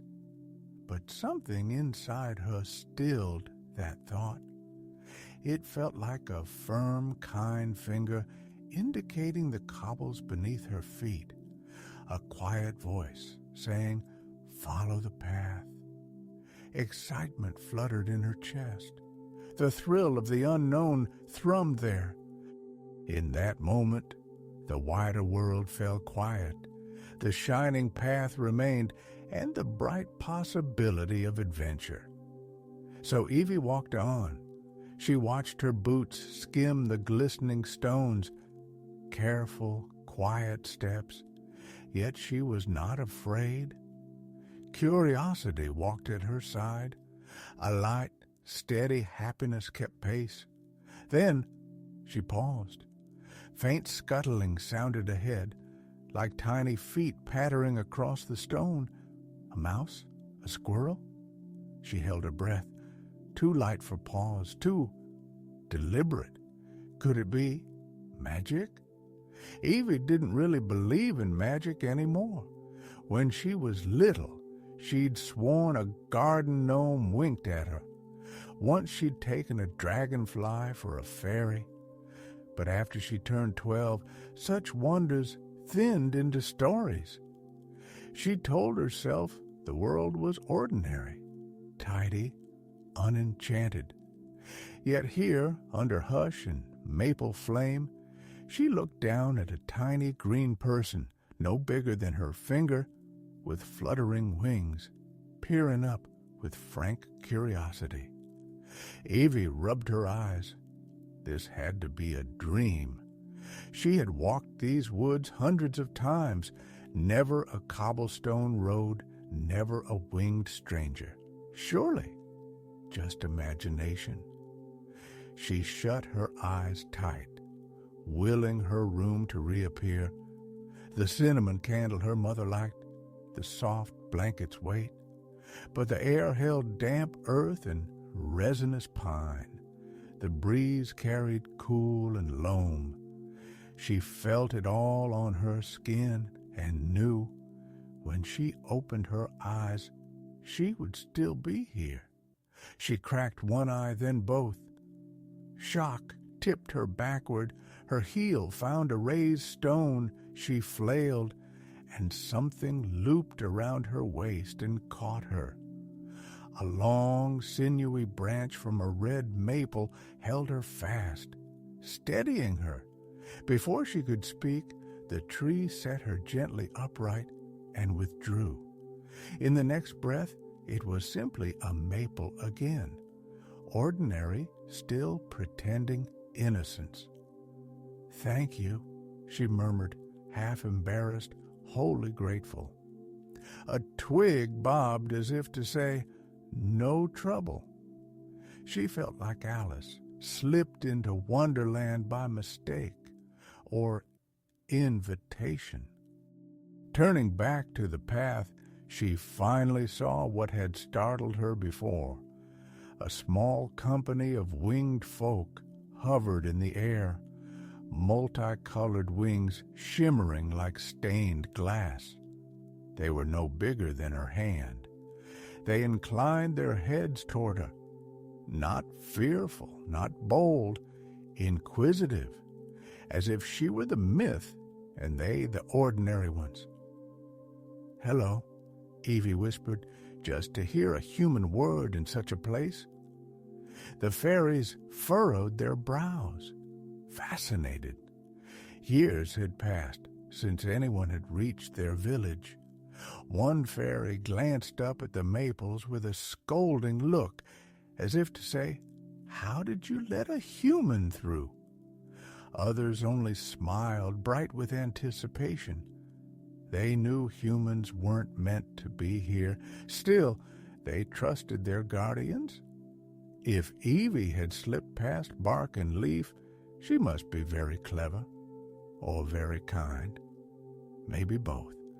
And from her wide-eyed wonder, it was clear she had not planned this.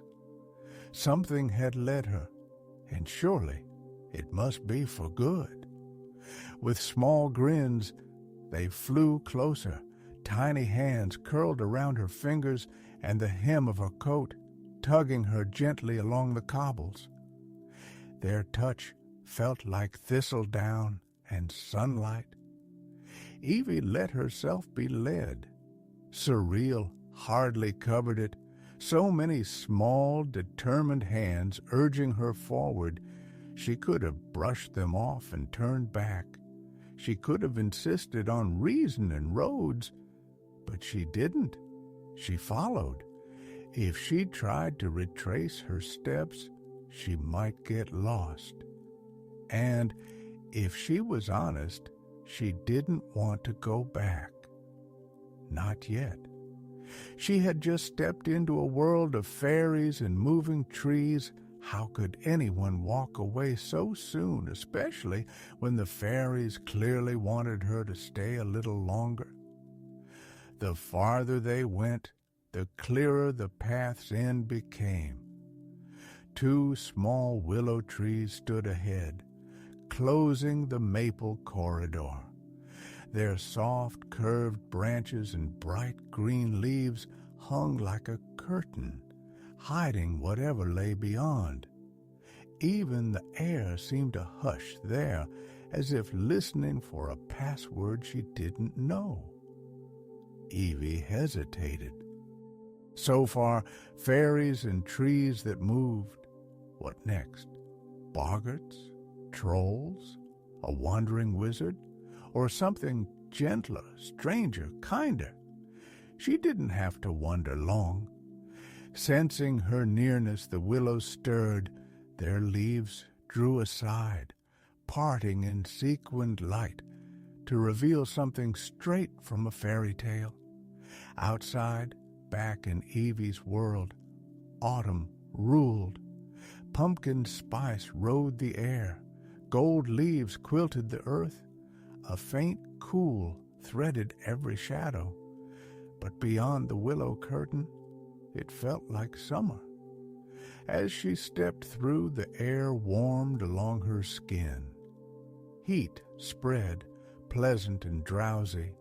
Scent shifted from spice and bark to clover and sun-warmed grass. She suddenly regretted the knit hat and scarf her grandmother had insisted on. Charming, yes, stifling now. Before her lay the smallest village she had ever seen. The entrance glowed with clear, generous sunlight. Willow leaves tickled her cheeks as she passed beneath them. The fairies released her and spiraled down into their streets, a scatter of tiny homes opening like flowers in the light. Above stretched an honest blue with soft white clouds like slow boats. The sun wrapped Evie in a warm hug. For a laughing instant she wanted to shed her autumn layers and lie in the grass to bask, to let light soak all the way in. The cobbled lane continued ahead, forming a little square at the village center. At its heart rose a tall building, tall at least for fairies. To Evie, it might reach her waist. Cream-colored stone, neat and enduring, corners worn smooth with years. It looked as if it had stood for centuries, a steadfast keeper of hours and gatherings. It made her think of the old houses on her street that her mother loved to describe, built long ago, still standing, still home. Set into the building's face was a clock. Evie glanced up and realized it was nearly tea time. Out there beyond the willow veil, a kettle might be humming, a lamp winking on. She should have started back earlier. A cluster of fairies stood beneath the clock, arms full of forest things.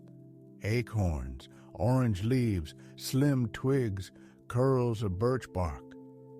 When Evie drew near, they turned and stared. A few dropped what they carried. One acorn thumped the stones like a drum. A single leaf skated in the air and landed on Evie's boot.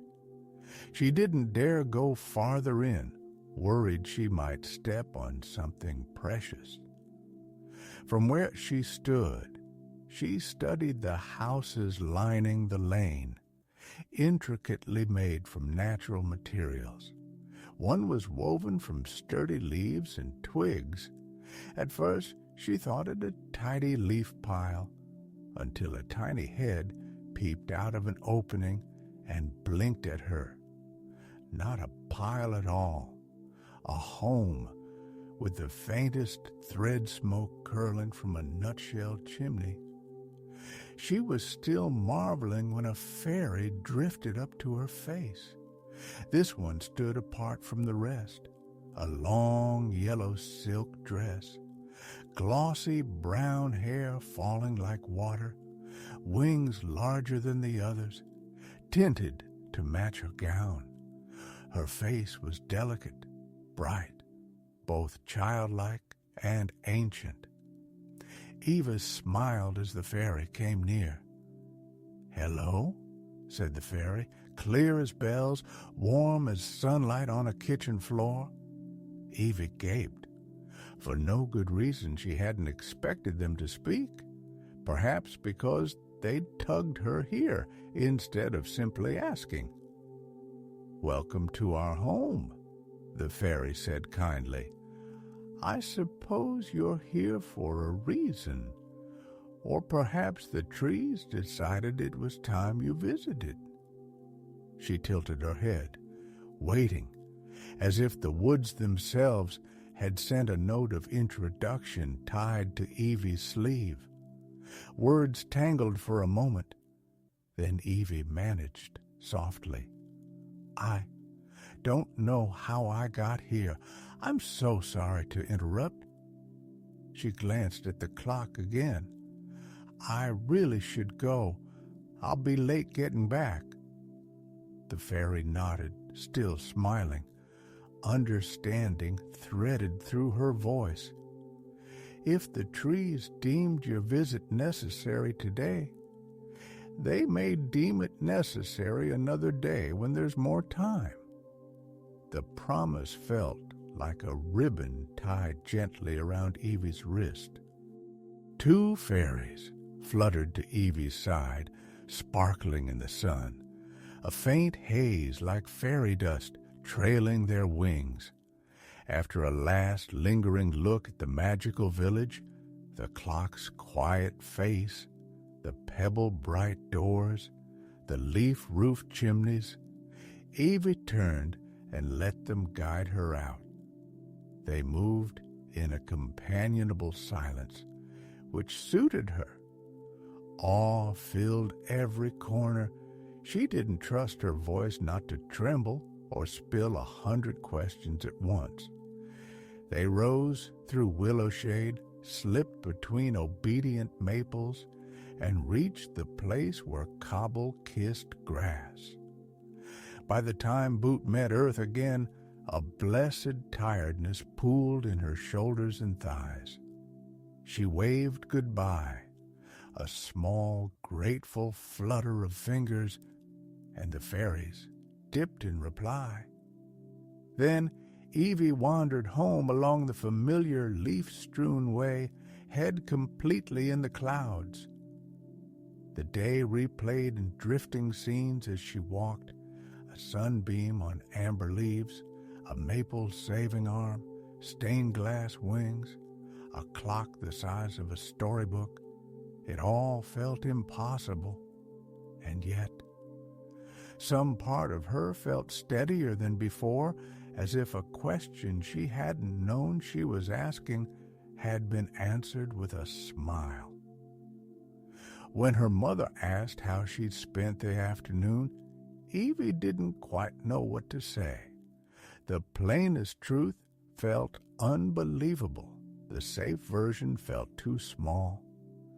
She settled on a soft half-answer.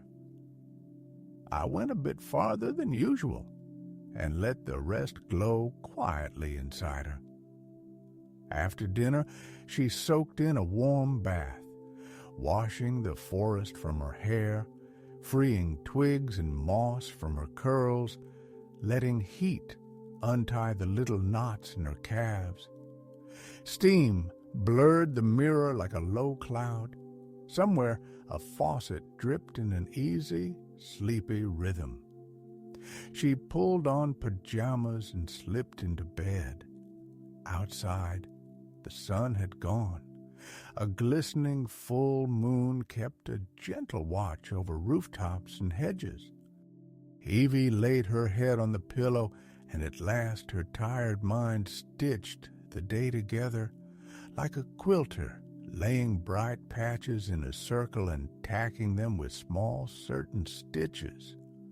Now she knew fairies were real. Trees could move. Paths could invite. And she knew she would return to the woods. Soon, if the willows were willing. Soon, if the maples nodded yes.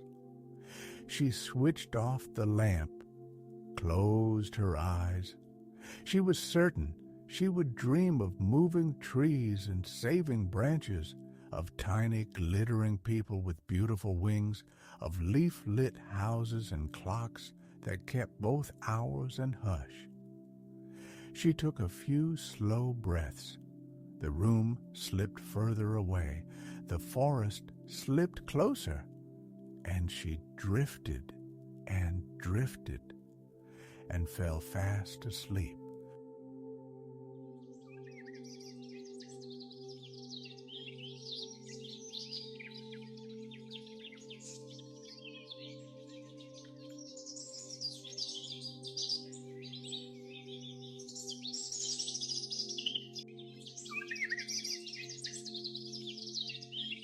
An honorary fairy?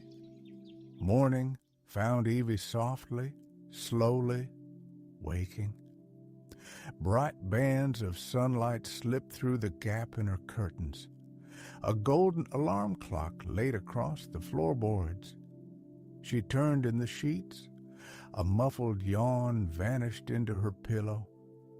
Then she sat up, rubbed the sleep from her eyes, smoothed her hair, and listened. From downstairs, the quiet hum of the coffee machine, her mother's laugh, her father's low voice, warm as toast. The house was awake. Her mind, though, was hazy at the edges, half in a dreamscape, half here. As she always did at first light, she reached back for the night's pictures, trying to hold them long enough to look. Soft wings brushing her cheek, tiny hands guiding her along a clock tower that barely reached her waist, a village so small it could fit in a child's 2 palms. She smiled at herself, at her imagination, and threw back the covers. Just as she swung her legs to the carpet, her eyes fell on her wool hat. There it lay, mustard-colored and hand-knit, but speckled with the woods, threads of green moss, crisp crumbs of brown leaves, the faintest dusting of bark. She reached, lifted it into her lap. The fabric was soft under her fingers. She teased loose the leaf bits and the tiny twigs one by one, and then she saw what lay deeper in the wool. Not lint, not sparkle from a sweater, but countless minute points of light winking back at her. Fairy dust, the very hat from her dream. She remembered how hot it had felt under the little village's sun, how she'd wanted to pull it off, laughing, the way you do in July. Sunlight flared again at the edge of the curtain. Evie stood, crossed to the window, and flung the fabric wide. There was her front garden, the little street, her neighbor in an autumn jacket, tugged out the door by a fluffy German shepherd. And just beyond the houses, a short walk away, the woods, the place she always went when nature called her name. The same woods she'd dreamed through, the same woods that had turned a dirt track into a cobblestone path and led her somewhere entirely different. A flicker moved across the trees, not just a breeze, though a light one was scudding leaves down the road like small boats, but a ripple running through the canopy, leaf to leaf, as if the forest drew a breath. She blinked. The trees stood calm again. Excitement lifted in her chest like a bird leaving a branch. She knew what she'd seen. Something in those woods answered. It hadn't been just a dream. She dressed quickly. Backpack, socks, wellies. Downstairs, her father's car purred away, Sunday groceries probably. Coffee scented the kitchen. There was a hint of cocoa riding the steam, an autumn indulgence. Evie breathed it in, smiling, though coffee itself wasn't her taste. Memories lined up neatly now, the branch at her waist, saving her from a fall, faces bright with glittering smiles, iridescent wings catching light like soap bubbles.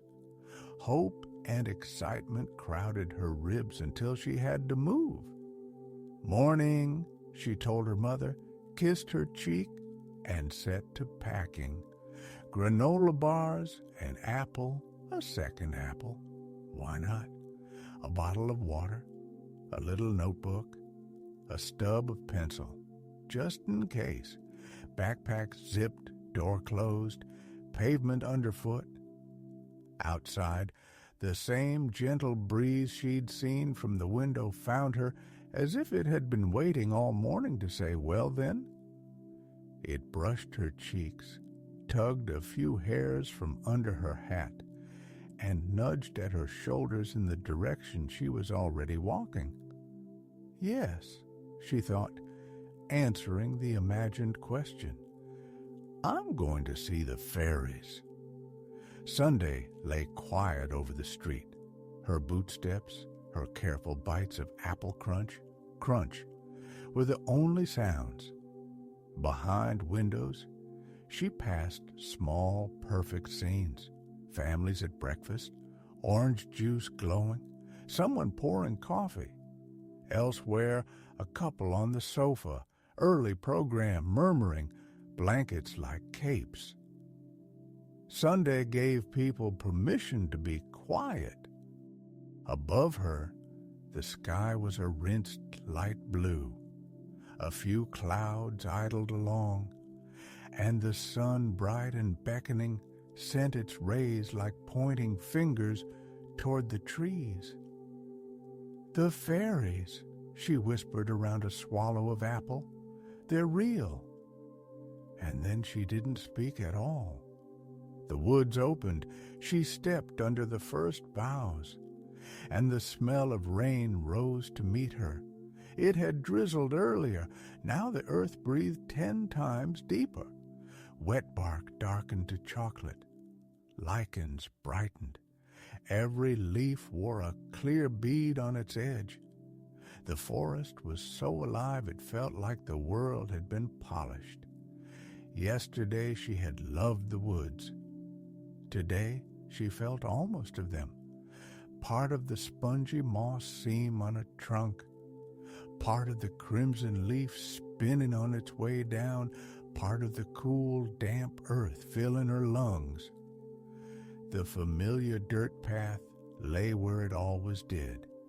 She squelched along boots, sinking a little, and good thing she'd worn wellies. Doubt nagged once, a small one.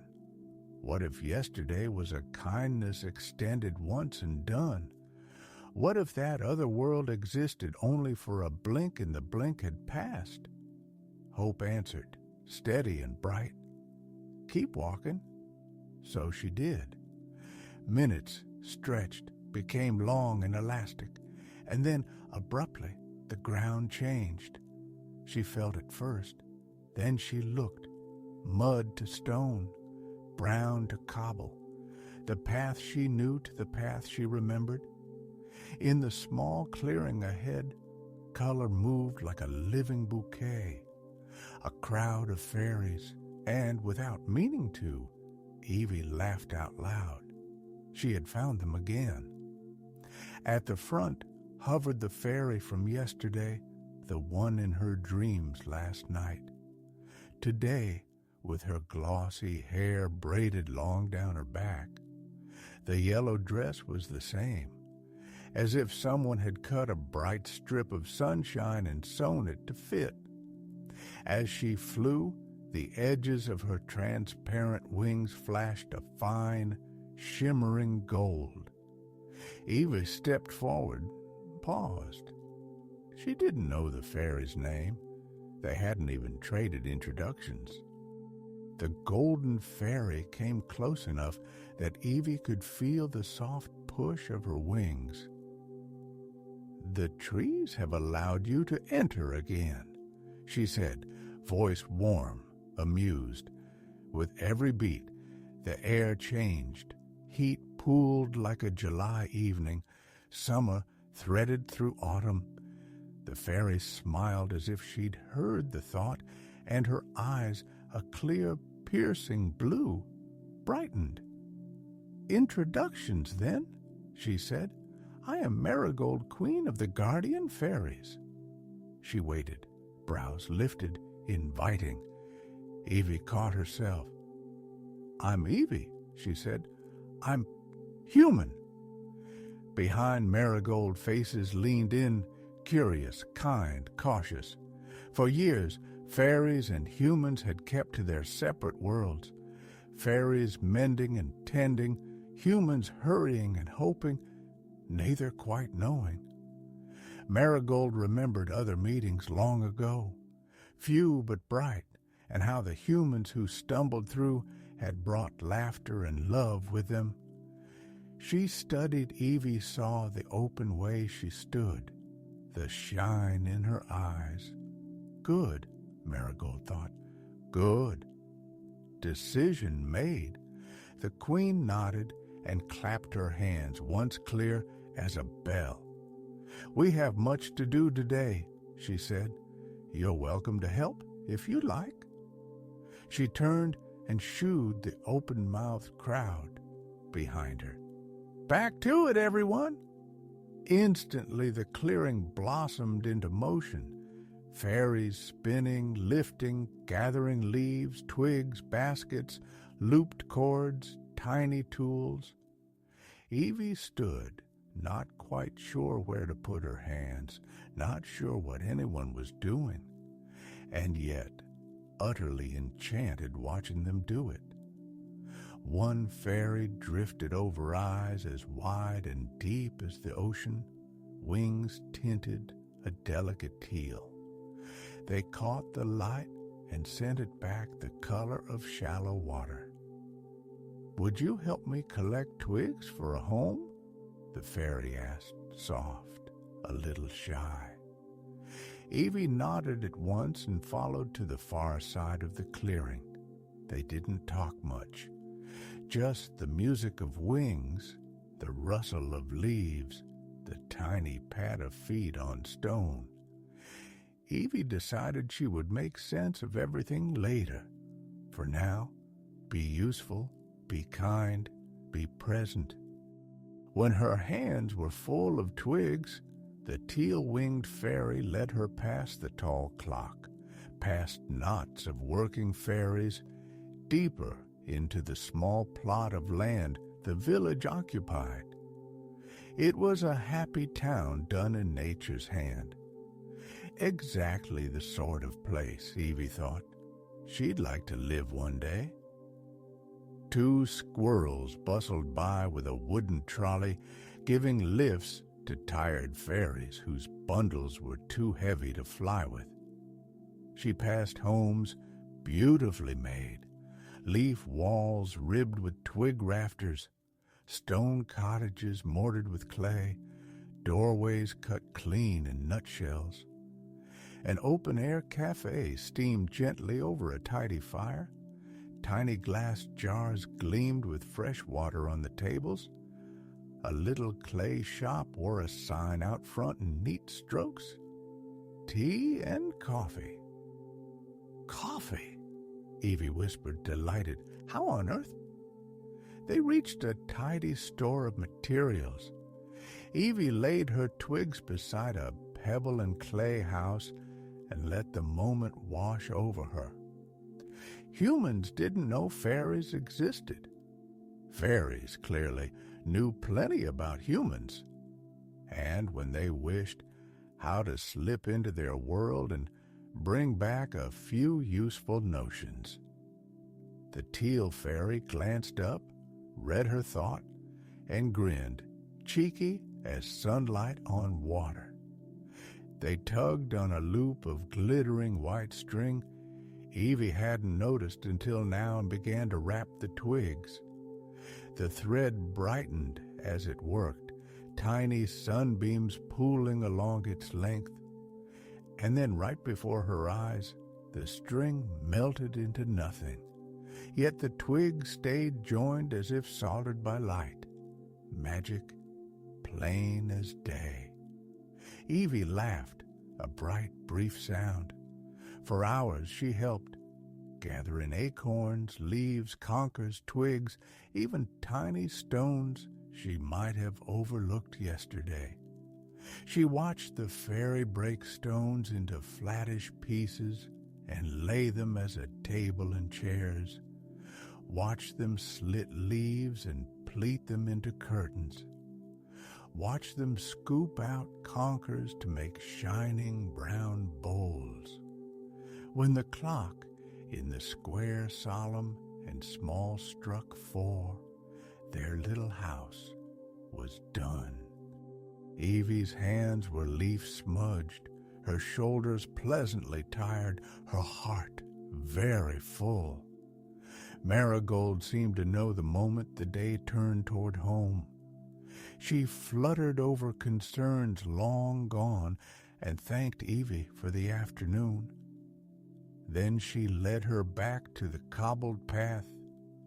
At the parting, Marigold touched Evie's cheek. Faint summer heat under her palm. "Open your hand," she said.